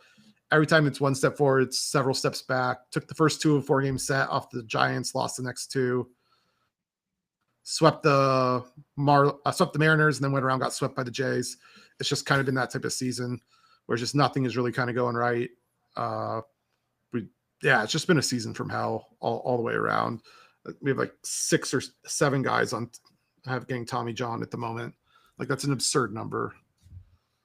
Murph, and I don't wish this on you, but it would be a Shakespearean level of tragedy if Zach Gallen were to start flashing his old form because he added a sinker, and then you guys are finally able to trade him. That would be really rough to see. I do hope, for your sake and everybody else's sake, that the D-backs turn it around, that Gallen does show some anchor potential and, you know, can get you that, you know, the ace level pitcher that you need. Do you think he's moving? Like, do you think Gallen's going to move because the contract price would be too prohibitive and you guys are already tied up in Corbin? No, I don't think the price for the team really has anything to do with this at this moment. Okay. I think the team's going to try and make moves. Like, the expectation in general is that Gallen's gone at the end of the year, no matter what. Okay. Everyone's been saying this ever since he signed with Boris. He's not really made any comments really to the contrary. He has repeatedly, him and Suarez have been very vocal about how they do not want to be traded. They want to stay in Arizona. I do think for Gallen, it's a point of pride. He views himself as the ace of this team, and he wants to run this team. But I don't necessarily think that means he's going to re-sign with us or anything like that. The only guy I think we definitely aren't going to trade that people think we might is Merrill Kelly. Oh, interesting. Why do you say that? Merrill Kelly's 36. What's it called? He went to high school in Arizona, in Scottsdale. He went to ASU for college. After he went to Korea, he came back. From my understanding, he really only looked at us. We did not give him the biggest offer. He signed with us. He has kids. From all accounts, he pretty much, it sounds like he just is going to retire here, and he doesn't want to leave Arizona again. Like, he's a free agent at the end of the year. Could a couple month rental, could he be talked into that to like go to another team and then just come back to Arizona at the end? Sure. But in general, it sounds like he's kind of a family guy. He doesn't really want to move. He likes the Valley. He wants to stay there. So he's probably the one I feel the most confident we keep. Suarez is probably next highest, just in the sense that like he's a very big part of the clubhouse, but he's also one that's going to give us the best return. But we've also been this is the Diamondbacks, for whatever reason, we always have the most Venezuelans in the majors. And yeah, Suarez obviously is one of them. And so like you kind of risk, like, I don't know, they're a very connected group here. We've had a bunch of them since David Peralta, Eduardo Escobar, like just a ton of these guys like coming through year after year. And he's just been very, very vocal about not wanting to be dealt. The one who's almost, I think Naylor is a very, very likely candidate to get dealt. His body language has been terrible. I will say that. Like he is hurt. He hurt his okay. shoulder, and so he's like playing through that. Okay, no, before that though, like, you know, when he hit the walk off and he looked like his dog died, you know, like just a lot about Naylor that's just kind of like, man, do you even like your job right now? Like, what's going on, bro? If I remember correctly, like in that game, we lost a pitcher. I think that's when you guys lost Tommy John. Yeah, to Tommy John. Then the reliever came in and blew a multi-run lead immediately after that again. And so it was kind of definitely a feeling like you can even hear it on our announcer's call. Like I think the general Diamondback feeling of that game was, okay, cool, we won, but like this is like the definition of a Pyrrhic victory, and it just gave you no faith that the bullpen was ever going to hold a game at any point. So I feel like that was like the difference really. In general, like he's kind of a fiery dude, so I have no issue with his like body language and I guess like his motivation. I just feel like because he's on a 1-year deal, he has no real ties here. Like he just came in this offseason. He's a very easy guy to move, as long as you get something back worth more than the qualifying offer. So I think he's the most likely to be dealt. But yeah, I mean, we'll see what this team is up to. But I would like for us to try and compete to get in. I do think if Gallen has another good start, I think this team starts to talk themselves into like having the rotation to be able to get through this. I think the Diamondbacks probably just tell themselves, hey, Gallen's back on track. Merrill Kelly's still that guy. Erod, he just had a stinker in his last start, but he had like 4 or 5 good starts in a row before that. Ryan Nelson's been great all year. The only real problem area is Fott has not been great. But I think you tell yourself, we have enough starting pitching to get through this. Like maybe we're even like fringe buyers, or we try to flip something to try and shore up the pen a bit, like something low cost. Maybe deal Lawler. I don't know, something like that. By FIP, Merrill Kelly is having career season. He's and I'm not talking, it's nothing amazing, but like, you know, a 3.47 FIP is pretty damn good. So Merrill Kelly's having himself a pretty solid season, and so I think that's I don't disagree with you, and especially if Eduardo can get it back, it gets a lot more interesting. But we all know who your real ace is. It's Ryan Nelson, you know. Road Ryan, except for he's now been good at home too, so you know. But no, Ryan's been our best starter this whole year. Well, since Corbin Burns went down, so he's our guy. Him filling in has been, I do think, has given the team a lot more confidence. The problem really right now is just, man, how many like leverage bullpen arms can you lose in a season and like still be a functional like franchise? And we're really testing that right now. Ryan Thompson just went to the IL as well. Graven's on the IL. I mean, if I were to list out like the bullpen arms that are on the IL right now, like that was the scheduled. I mean, I'm pulling them up right here. How many bullpen arms do you normally hold? Is it 6 or 7? Is it 8? 8, right? Dan, what's the roster limit on bullpen arms? I mean, teams are usually going with 13. So 8, 13 pitchers. Okay, so 6 of our top 8 are on the IL right now. Like Ginkel, like heading into the year, Ginkel, and then one of the lefties, probably Beeks. That's it. Those are the only other guys that are on our ideal thing. Like Shelby Miller, Ryan Thompson, AJ Puck, Justin Martinez, like whenever Kendall Graveman, like these were the guys that this was supposed to be the entire rotation. They're all gone. This is very like And Ginkle being one of the survivors is very like, I've made this Chris Rock joke before. Like Biggie Smalls dead, Tupac dead, Vanilla Ice still alive. Like it does sting that Ginkle's putting up by far his worst season of his career. And that's what I'm saying. When there's just no one else alive around. We really can't afford you to have a shitty season, Kevin. Yeah. He's like, huh? You mean this?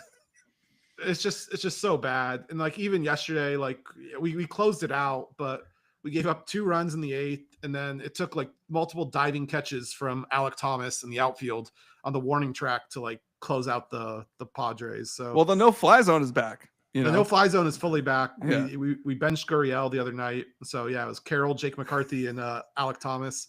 That's a very light-hitting lineup, but oh my God, the absolute coverage zone that group has is absolutely insane. It's a lot of fun to watch them, Dan. Like that's a pretty elite outfield defense they got it going on over there.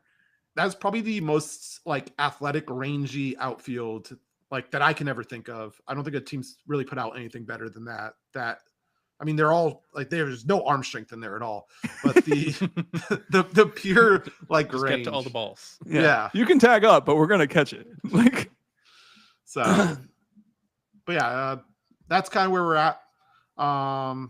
See, look at that. Dan, he did such a good job describing a 500 team that was like basically treading water. And not like lightly like treading water the way I would at a water polo practice. I mean like furiously treading water like they're going to die. Like we don't do anything easy though. I think our team is very chaotic. It'd be honestly easier if we were just a boring team. But the fact that like we're on such extremes it just causes these just weird games and weird situations. The bats are fucking elite, Murph. I'll give you that. Like that offense is legit. There's a reason every single trade deadline article right now, like potential targets is like half D-backs. Can the D-backs please sell their team for parts, please? I mean, there's a reason. Yeah, a sub 500 team got 3 guys in the All-Star game. These bats are wild, and there's a reason no pitchers were considered. And you even brought up Perdomo, like, and I think if Moreno didn't go on the IL, I think he probably would have gotten the backup spot over Goodman. Like, we easily could have had 4 to 5 like guys put in. Oh, Hunter Goodman. Okay, yeah. Moreno, I think Moreno would have been the backup catcher if he didn't get hurt. You know what's crazy? Hunter Goodman got it, and Carson Kelly out of here. Like Murph, you have to be happy about that. Like that is, wow, that's silky. Yeah, I mean Goodman obviously on my fantasy team as well. I've been Goodman's so much hater. I've never seen a guy hate a guy who's so mediocre. Like I don't have any big expectations out of Carson Kelly, but Murph expects him to fail in life. Like I don't expect him to fail. I honestly, a lot of it just comes from talks with other Diamondback fans trying to justify the Goldschmidt trade. And like in general, I'm just not really a big fan. You can't justify a Goldschmidt trade. The dude got better after he left your fucking team. You know, he's like, oh yeah, it was a good trade. No, it didn't net us anything. He had his career year with the Cubs. You know, like. No, I mean, it just goes back for 2 years ago, back to like 2019 and stuff, wherever, where people were talking about the Carson Kelly, Luke Weaver, like being a better deal than Goldschmidt. And all I could think of is that Weaver broke like camp with the Cardinals as their 7th choice starting pitcher. And they were going to like, basically they're stuck. They had to deal Carson Kelly because Molina was lasting longer than expected, and they had a higher guy. A logjam at catcher. Yep, exactly. So he had already moved to. He wasn't even going to be their backup. He was going to be their 3rd string catcher. So all we did was solve the Cardinals like 26. I think it might have been 25 man like roster problems that year with that trade. It was just infuriating. We took their scraps and like they didn't really. I mean, they each did Hazen pull that trade? Yeah, I feel like Hazen was out, right? His wife was going through something, and oh. No, I think that was one of the deadlines where we didn't do anything. Okay. You're talking about when his wife had cancer, right? Yeah. There was questions about whether that was why we did nothing at the deadline or not. Kind of because you guys did nothing. But it was surprising that we did absolutely nothing at the deadline. But no, this was done in the off season. Okay. Yeah. Damn, that was a horrible trade because he went on to win the win the MVP like 2 years after that. We did nothing from the Goldie and Greinke trades. Seth Beer out of the league, Corbin Martin out of the league. Okay, but like Greinke was like a clear salary dump. Like that was like get him out of here. I mean, we got 3 guys out of it like that were vaguely MLB ready, and they like Josh Rojas like gave us like 50 good games, I guess 50 okay games. Not great. Jesus. Dark times over in D-back land, but hopefully it turns around. There is one thing guaranteed, though. The games will not be boring. The games will not be boring. Yes. Yeah. Which is more than most teams can ask for. And we're playing the Padres, which is, always spicy. God. Machado has 2,000th hit last night. Yeah, congrats, Danny. Oh, here's a fun one for you guys. Can you name the other 4 active players who have over 2,000 hits? Freddie Freeman. Yep.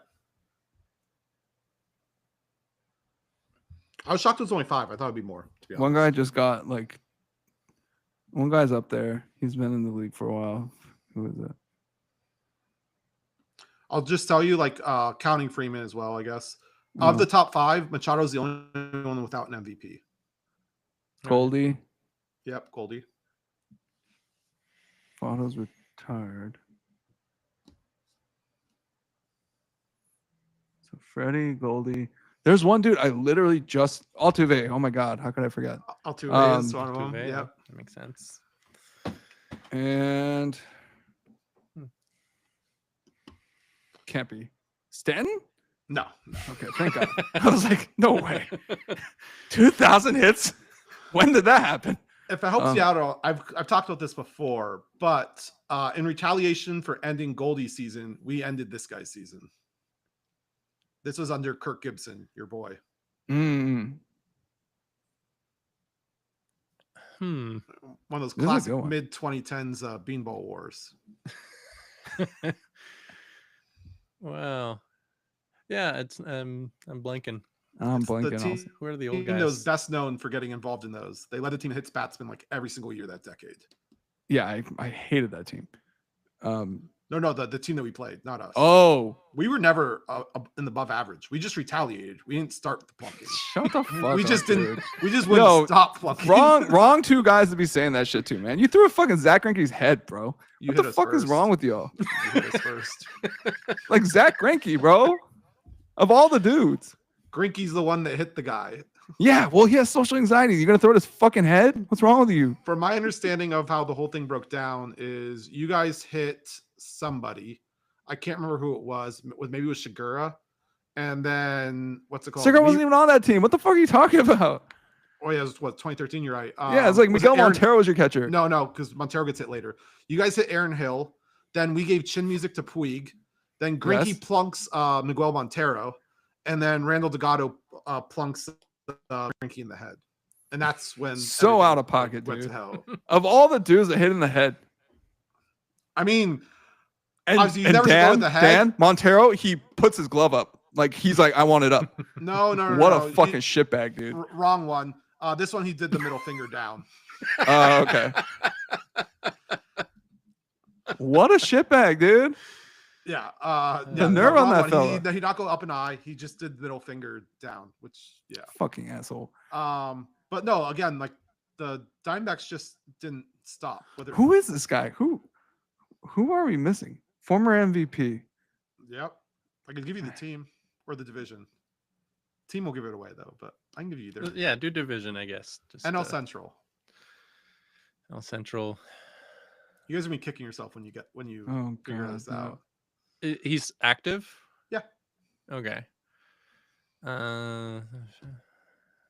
McCutcheon? Is McCutcheon. Oh, wow. Oh, my God. Yeah. Yo. So your team is horrible and racist. Don't think that's damn. I remember that because I remember calling your team racist for doing that. Yeah, because he what's it called? I think he tore some ligament in his ribs or something from the hit. I think he tried to play through it, but we definitely messed with the end of his season. Fuck up, man. Those are the other 4. Oh, okay, dude, I forgot McCutcheon was still playing. That's so crazy. Yeah, back in Pittsburgh. Yep. Anyway, another let's team do. That's probably going to trade a bunch of players. Who? The Pirates. Yeah, we should be where is Brian Reynolds going? Because we know for sure he's not paying the rest of that deal. So yeah, Brian Reynolds. Yeah, it was. Who's got the lottery tickets for Brian Reynolds? Brian Reynolds available. Key Brian Hayes probably. A bunch of interesting people. How about Paul Skeens? It'd be good to move him. Yeah, why not? Bet you could get some stuff for that. You would probably get some stuff for Paul Skeens. Yeah, But you know what would be the problem? Someone on TV was talking about that today, like the possibility, and they were like, "Oh, Passan was like asked him what the possibility of trading Skeens, and they said like literally the only guy on the roster." And they would. Oh, you know why, Dan? Because you're paying him an MLB minimum salary right now. So if you were to trade him for anything more than one player, you are necessarily increasing your payroll. So you can't do that. Nutting couldn't have that. Yeah. He can't handle another $750,000 a year. That's not on the books. Pittsburgh would riot. Yeah. Yeah. Also, the stadium would have to close forever. You're pretty much you're dead to everyone. Like, oh my God. I saw that dude throwing 99 painting corners the other day. I was just like, this is insanity. This guy's, I can't believe we don't have this guy. Looks like Junior Caminero and Robert Suarez both are added to the All-Star rosters. Injury replacements. Oh, let's go Junior. Happy for Junior. Cool. Don't really give a shit about Suarez. Yuck. Yeah, we already have a Padre. I know. There's no need for any of that. And we already have one who's not supposed to be there in Manny. It's like, what are you doing here? Like, who else would you pick? There's not two third basemen. I don't know. Matt fucking Chapman, Max Muncy. Is Chapman even active anymore? Muncy's not. He's on the IL. Like, so bring him in. At least, you know what? At least with Muncy's slide, you can bring another guy in. You know? Yeah, you still have to pick another third baseman. So who are you going to pick? How are you not getting Machado on this All-Star team? I don't know, man. Matt Chapman's pretty good. I'll take a decrepit Matt Chapman. Yeah, like find me two Chapman healthy. And Eugenio Suarez. Chapman, Suarez, Muncy. I just want you to find me two NL third basemen that are active right now that could feasibly keep Machado off this team. Austin Riley, Matt Chapman. Is Chapman active? No, I think he's still hurt, right? He was out until recently. Yeah, he's been out. You know who's on that Giants roster that likes playing third base? Ramos? Rafael Devers. Oh, Devers. Oh, you know what, dude? Yeah, Murph. Yeah. How about better numbers than Manny and can play third base? The same way Jacob Wilson can play shortstop. All right. Now I was gonna say now you don't care about defense. Yeah, no, I get Manny the fuck out of here. You know what? Actually, Manny's been a league average defender this year, or like below average slightly. So he's been all right, but nothing great this year. He still has like the fancy throws and the cool stuff, but apparently his third base defensive metrics have been kind of pedestrian, if not comparable to Max Muncy's, is what I saw, and I was like, that's not good. Like, you don't want that if you're Manny Machado. Anyway, let's just do gratitude rants. Let's go straight into it. Dan, do you have anything? Matchup gratitude rants? Yeah. For matchups, I'm looking forward to the Wimbledon finals are this weekend. Those should all be fun. Home run derbies on Monday.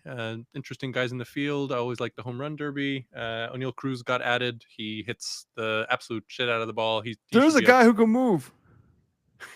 Oh, well, I think, I mean, maybe technically former Dodger would be sick, but yeah, I mean, would be sick. Probably not going to happen. He is probably the second least tradable guy on that roster, but yeah, maybe. Yeah, they have O'Neal Cruz, Buxton, James Wood, Cal Raleigh, and Ronald Acuna right now in the field, and then that by itself is already exciting. Who's winning then? What's that? Who's winning? Oh, Big Dumper. I thought so too. I was like, why are we even having this stupid contest? Yeah, Cal Raleigh, they posted on Reddit today a video of him as a kid, like saying he was the home run derby champ. So it's been predicted since the 90s. It's only right that he knew before everybody else. Exactly. And then I was looking at for a pitching matchup, and Saturday has an absolute, like, some of them might not happen because of All-Star game, like they want to save their arms, but right now, like, we have Skeens against Joe Ryan, we have Skubal against Kirby, we have DeGrom against Framber. We have a whole bunch of great matchups. What the hell? Yeah. So yeah, how did if this any happen? of those happen, it should be fun. Okay. I'm praying for a Terek Skubal blow up just because I'm against Collin and fantasy this week. So In Skubal we trust. Skubal hasn't given up a run in like a month. Like it's been a long time. Oh my god. Yeah. Yeah, I like the Wimbledon stuff. It's great also to see that we still have 2 Americans still in it. Like yeah, Taylor Fritz in the semis. Yeah, he gets Alcaraz. Is Blake Shelton still in? Yeah, he plays center, so maybe not. Okay, well, that won't be very long. Sinner has elbow problems though. He is hurt. Take some steroids, rub some dirt on him, man. And Shelton's tailor made for grass, like his game and everything. If there's any time to be upsetting Sinner, it's right now when he's hurt and on a surface that is good for him. But yeah, he's still probably favored. Yeah, a lot of interesting stuff coming up. Should I do my gratitude and rants? Yeah. I'm grateful that Kershaw made it to 3,000 strikeouts. It was an absolute struggle against the White Sox, but it was a truly poetic ending. Sure. It was like any other, if he wasn't going for 3,000 strikeouts, Roberts would have taken him out like 2 or 3 innings earlier because he did. He was very hittable, but they just left him in there and he got it right at the end of the 6th inning. Yeah, he's officially the 20th member of the 3,000 strikeout club. He's only the 4th left-hander to make it after Randy Johnson, Steve Carlton, and CC Sabathia. And he's only the 3rd player to make it all with one team after Bob Gibson and Walter Johnson, the big train. So yeah, congrats to him. It was nice that he was able to do it at home. I do not know how he's going to do today against the Brewers, if that even already started. But yeah, it was nice for him to get it, which was really the main goal for him this year. And I guess it's nice that he got the special All-Star game invite. That one, I don't know about that one, but slightly fucked up, but I'll take it. Sure. It doesn't take from a regular roster spot. I think they stole it from the NBA with the whole legacy thing. They just gave him an extra. They just gave them an extra spot just for him. That's cool. I'm fine with it just because it doesn't take a spot away. Like if you want to reward legends, like this would be the way to put someone like Trout in without like me offending me personally. That would be offensive mostly to Mike Trout. That would be like, hey, your career's pretty much over, dude. Hey, you washed. Yeah, they did that for Pujols and Cabrera, and then now this is the only one that's happened since then. So cool. All right, yeah, that's a cool club to be in, I suppose. My rant is, I don't know if y'all saw Phil Cuzzy umpiring the Phillies Giants game last night. He called 3 straight strikes as balls. It should have been, he was at 2 strikes. He called 3 straight balls in the strike zone as balls and swung the game for the Giants. That was really annoying. Latest in a long string of seemingly cries for help from the baseball gods that we need the robo umps as soon as possible. Actually, now that you mentioned that, that was against Matt Chapman, so he's active. Yep. Oh yeah. Right. Oh, there it is. There it is. Yeah. So yeah, I was wrong. Yeah, he is active. Yeah. Also, R.I.P. Bobby Jenks, which was said that he passed so young. That's man. That's. I still remember that during that run, was it 05? Ozzie Guillen, when he was going to the pen, he either go high or wide. Depending on which he was great. He was calling in. People gave ESPN a lot of shit because on their tweet announcing it, they said he was on the roster for the 2005 team instead of like he was the closer for the 2005 team. Hey, way to bury the lead on that one. Yeah, he was the final fucking out for the 2005 team. Essential part of that championship team. Frank Thomas was on the roster of that team. Right. Bobby Jenks was the closer. Yeah, and a little sad that it happened this year. They're doing all the 20th anniversary celebrations. Retrospective, yeah. I am thinking of going this weekend. They're doing a bobblehead of the 4 starters from that year, which would be a cool one. But yeah, R.I.P. Bobby Jenks. That was R.I.P. Bobby Jenks, man. One of my favorite pitchers from when I was a kid, for sure. Yeah. That's all I have. All right. No rant. The rant was Phil Cuzzy. Just umpires continue to. All right. Yeah. Oh yeah. So, Sorry. yeah. Yeah, that was a crap one. All right, Murph. What do you got? I mean, matchup. I mean, similar was Fritz Alcaraz, Shelton Center, but outside that, the main thing is, these next 6 games between the Angels and Padres. Are the Diamondbacks going to be competing, or are we throwing in the towel at the All-Star break? Is my season over or not? Yeah, I can't think of something more important than trying to find out if we're selling off like all of our guys. And apparently we're going to be making that decision potentially soon. So that's the only thing I can really focus on right now. So as for grateful, I think I mentioned on here, I was, looking forward to the fireworks in LA this weekend. And, Christian Walker continues to own Walker Stadium. Jose Altuve, I think he might have gone to a co-op with them. Not really sure what the ownership thing is, but Walker, went 6 for 14, 6 RBIs, a 1.32 OPS. Altuve bested him a little bit, 6 for 11. And when I had 2.21 OPS for the weekend, as it seemed like the Dodgers were terrorized by everyone they are traumatized from 2017 or recent series with.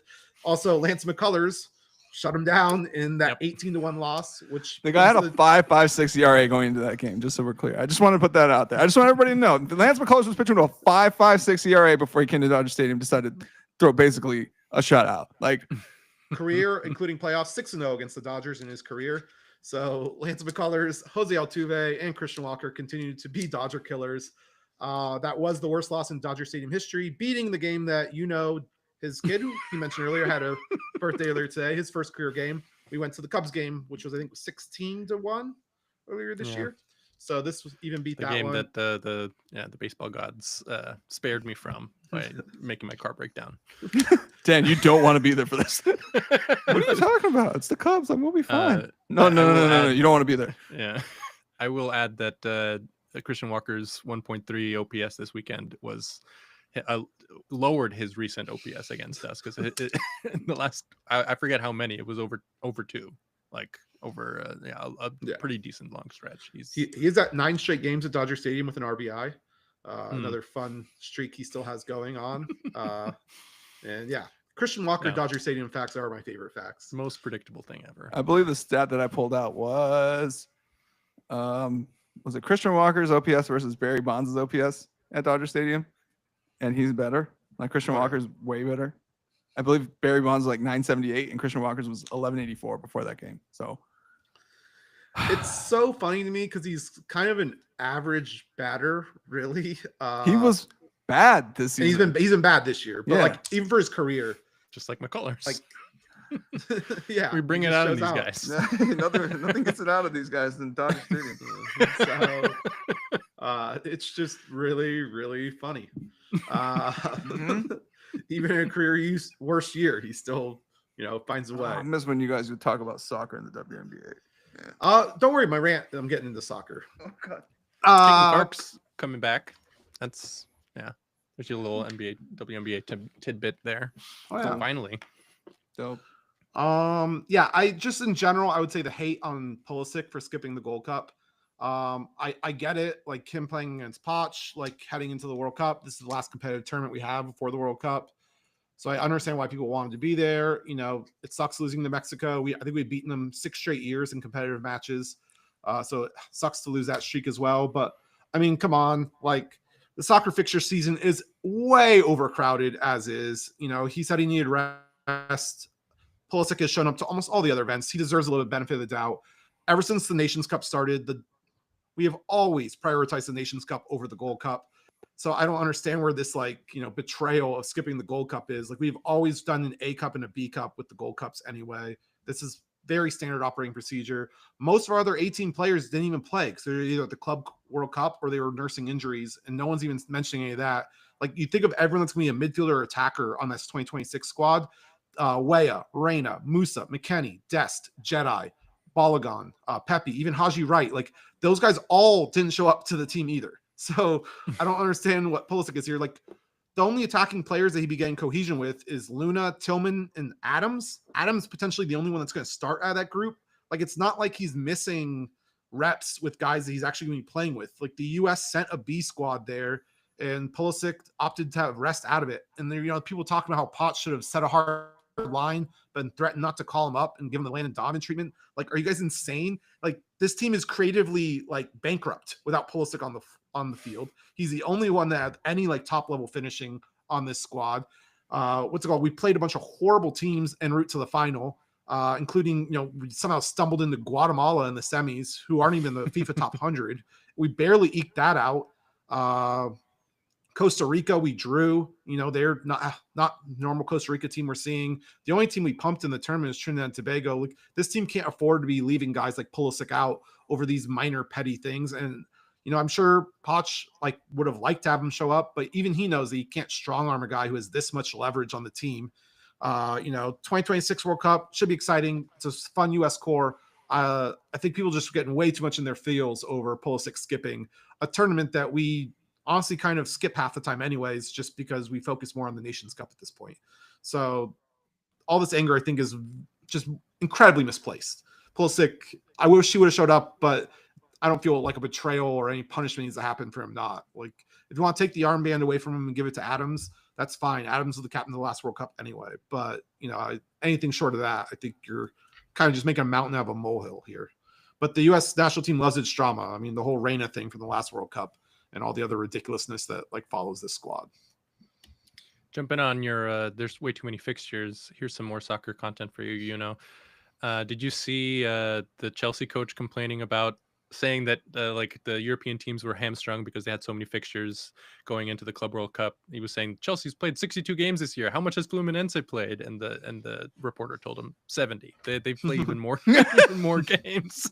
I saw the 2 goals today, actually. Yeah. Murph and I were watching on TV. Thing. Yeah, first off, Fluminense, right? Holy moly, Fluminense.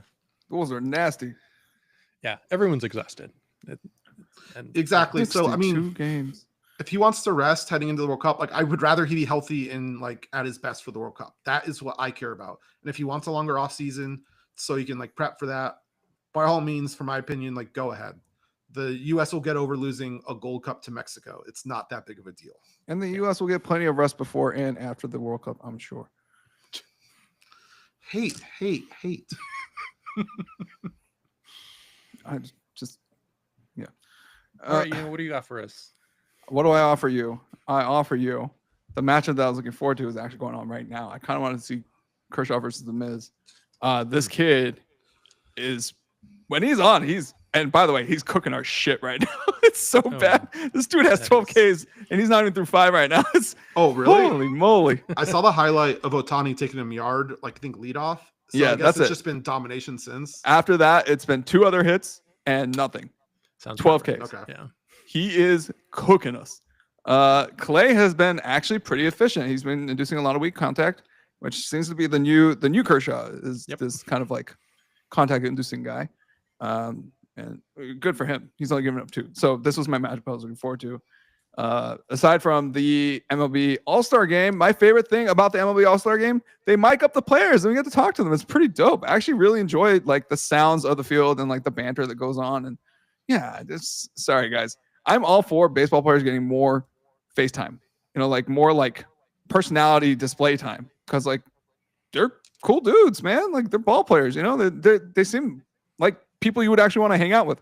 Would you want to hang out with LeBron? Probably not. Would you want to hang out with Mookie Betts? Probably. I would have a beer with Mookie Betts. The guy likes to bowl, so do I. That's pretty cool. So I kind of think about stuff like that. Absolutely destroyed at bowling by Mookie Betts. Yeah. All right, Mookie. Can we go now? But anyway, that's very pro MLB All-Star matchup. This is the only game that I like when they're mic'd up, because the ESPN does giving their in-game interviews, and that's disgusting. Absolutely just repugnant. And Fox too. Fox does it too, man. Yeah. And with the skippers during the game, I'm like, bro, leave him alone. He needs to manage the fucking game. It's a playoff game, and you're talking to our skipper. I've been anti-mic'd up ever since Randall Cobb punctured his lung in that playoff game versus the Cardinals. Oh, yeah. I don't know how I feel about NFL mic'd up. Yeah. I love the NFL mic'd up films, the NFL films mic'd up presentations, but the live game mic'd up, I don't know, man. Yeah. It's also funny when you see the people tell everyone that they're mic'd up, and all of a sudden like you Oh, can yeah. either leave or That's the really, best like, part. Yeah. don't That's say always the best anything. part. It's like they're coming. It's like, hey, it's like I'm mic'd up. It's like, all right, I'll see you later. Bye. Oh man. But yeah, that's my favorite part of the All-Star game, and they always release a nice long compilation of all the good bits. As far as gratitude, I, like Dan, am grateful for that Clayton got to 3,000 strikeouts. I actually really appreciated that game because it was exciting. It was like it ended with a walk-off from Freddie Freeman, actually, which I really appreciated. Like I was like, oh, thank God we won, because it's kind of a wet towel. Like Max Muncy also went out with a very ugly-looking knee injury that game. Yeah. And that's my real gratitude, was that it turned out to be just a bone bruise. I thought that he might miss the next season because that's what it fucking looked like on TV. It looked bad. It looked awful. Like I was like, yo, your knee's not supposed to go that way. And turns out it's just a bone bruise. So thank God for that. Hopefully he comes back nice and healthy. Rectangle man down. He'll be fine. He's a rectangle. All he does is get back up. Rant. What stupid son of a bitch would trade LeBron James? I just want to know. I just want to know. Look me in the eyes and tell me you want to trade LeBron James off your fucking basketball team.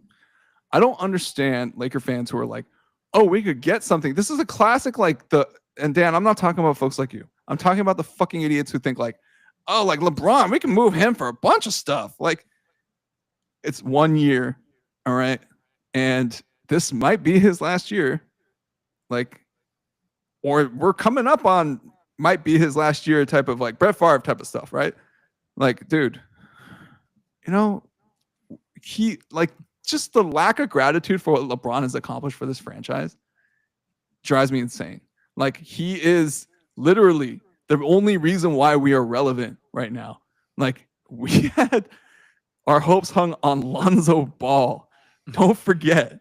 Okay, we were talking up Lonzo Ball before LeBron got here. Okay, like, and all of a sudden it's like, oh, ship their ass out. Like, get us Anthony Davis. Fuck these guys. Like, get them all out of here.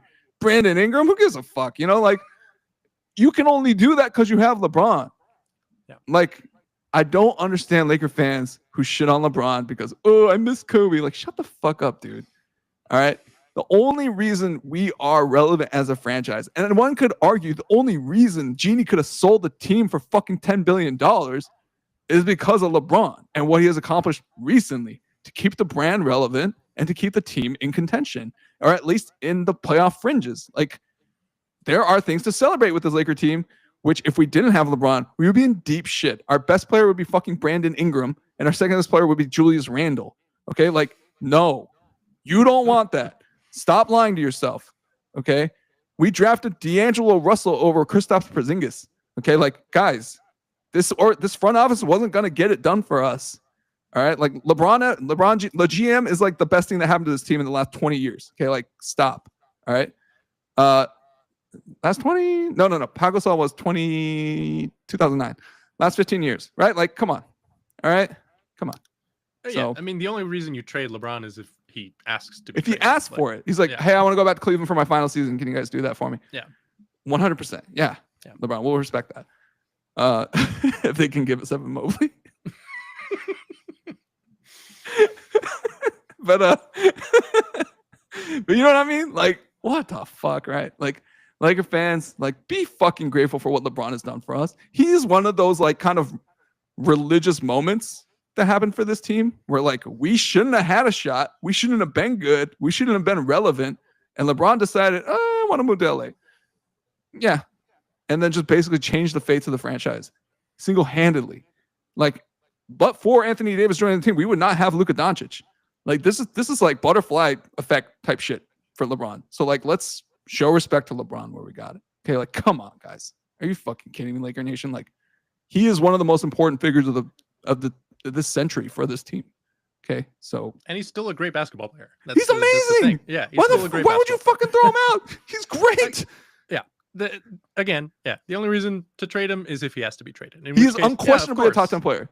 Unquestionably top 10 player in the NBA right now. Like, as far as what he brings to the table, as far as basketball IQ, his ability to pass, like all of that. Like, is he a freight train anymore? No, probably not. Okay. Does he know how to pick your fucking defense apart? Yes, 100%. And he will. I need that guy. And so do the rest of you, Laker Nation. Don't you ever disrespect LeBron in front of me. Okay, that's all. All right. Yeah, that was my rant. Disrespecting LeBron. Don't fucking. And you guys know I'm the biggest LeBron nut hugger there is. You're like, I am the by far the podcast biggest bronzexual, but yeah, no, I don't play that shit. All right. Well, that was a great addition. Any closing thoughts, fellas? One last matchup that I thought of, Chase Burns finally facing, like he started against the Red Sox, the Phillies, and the Yankees. Now this week he gets to face the Road Rockies. So we might see a whole lot of strikeouts in that game. Thank God. Get my boy a break.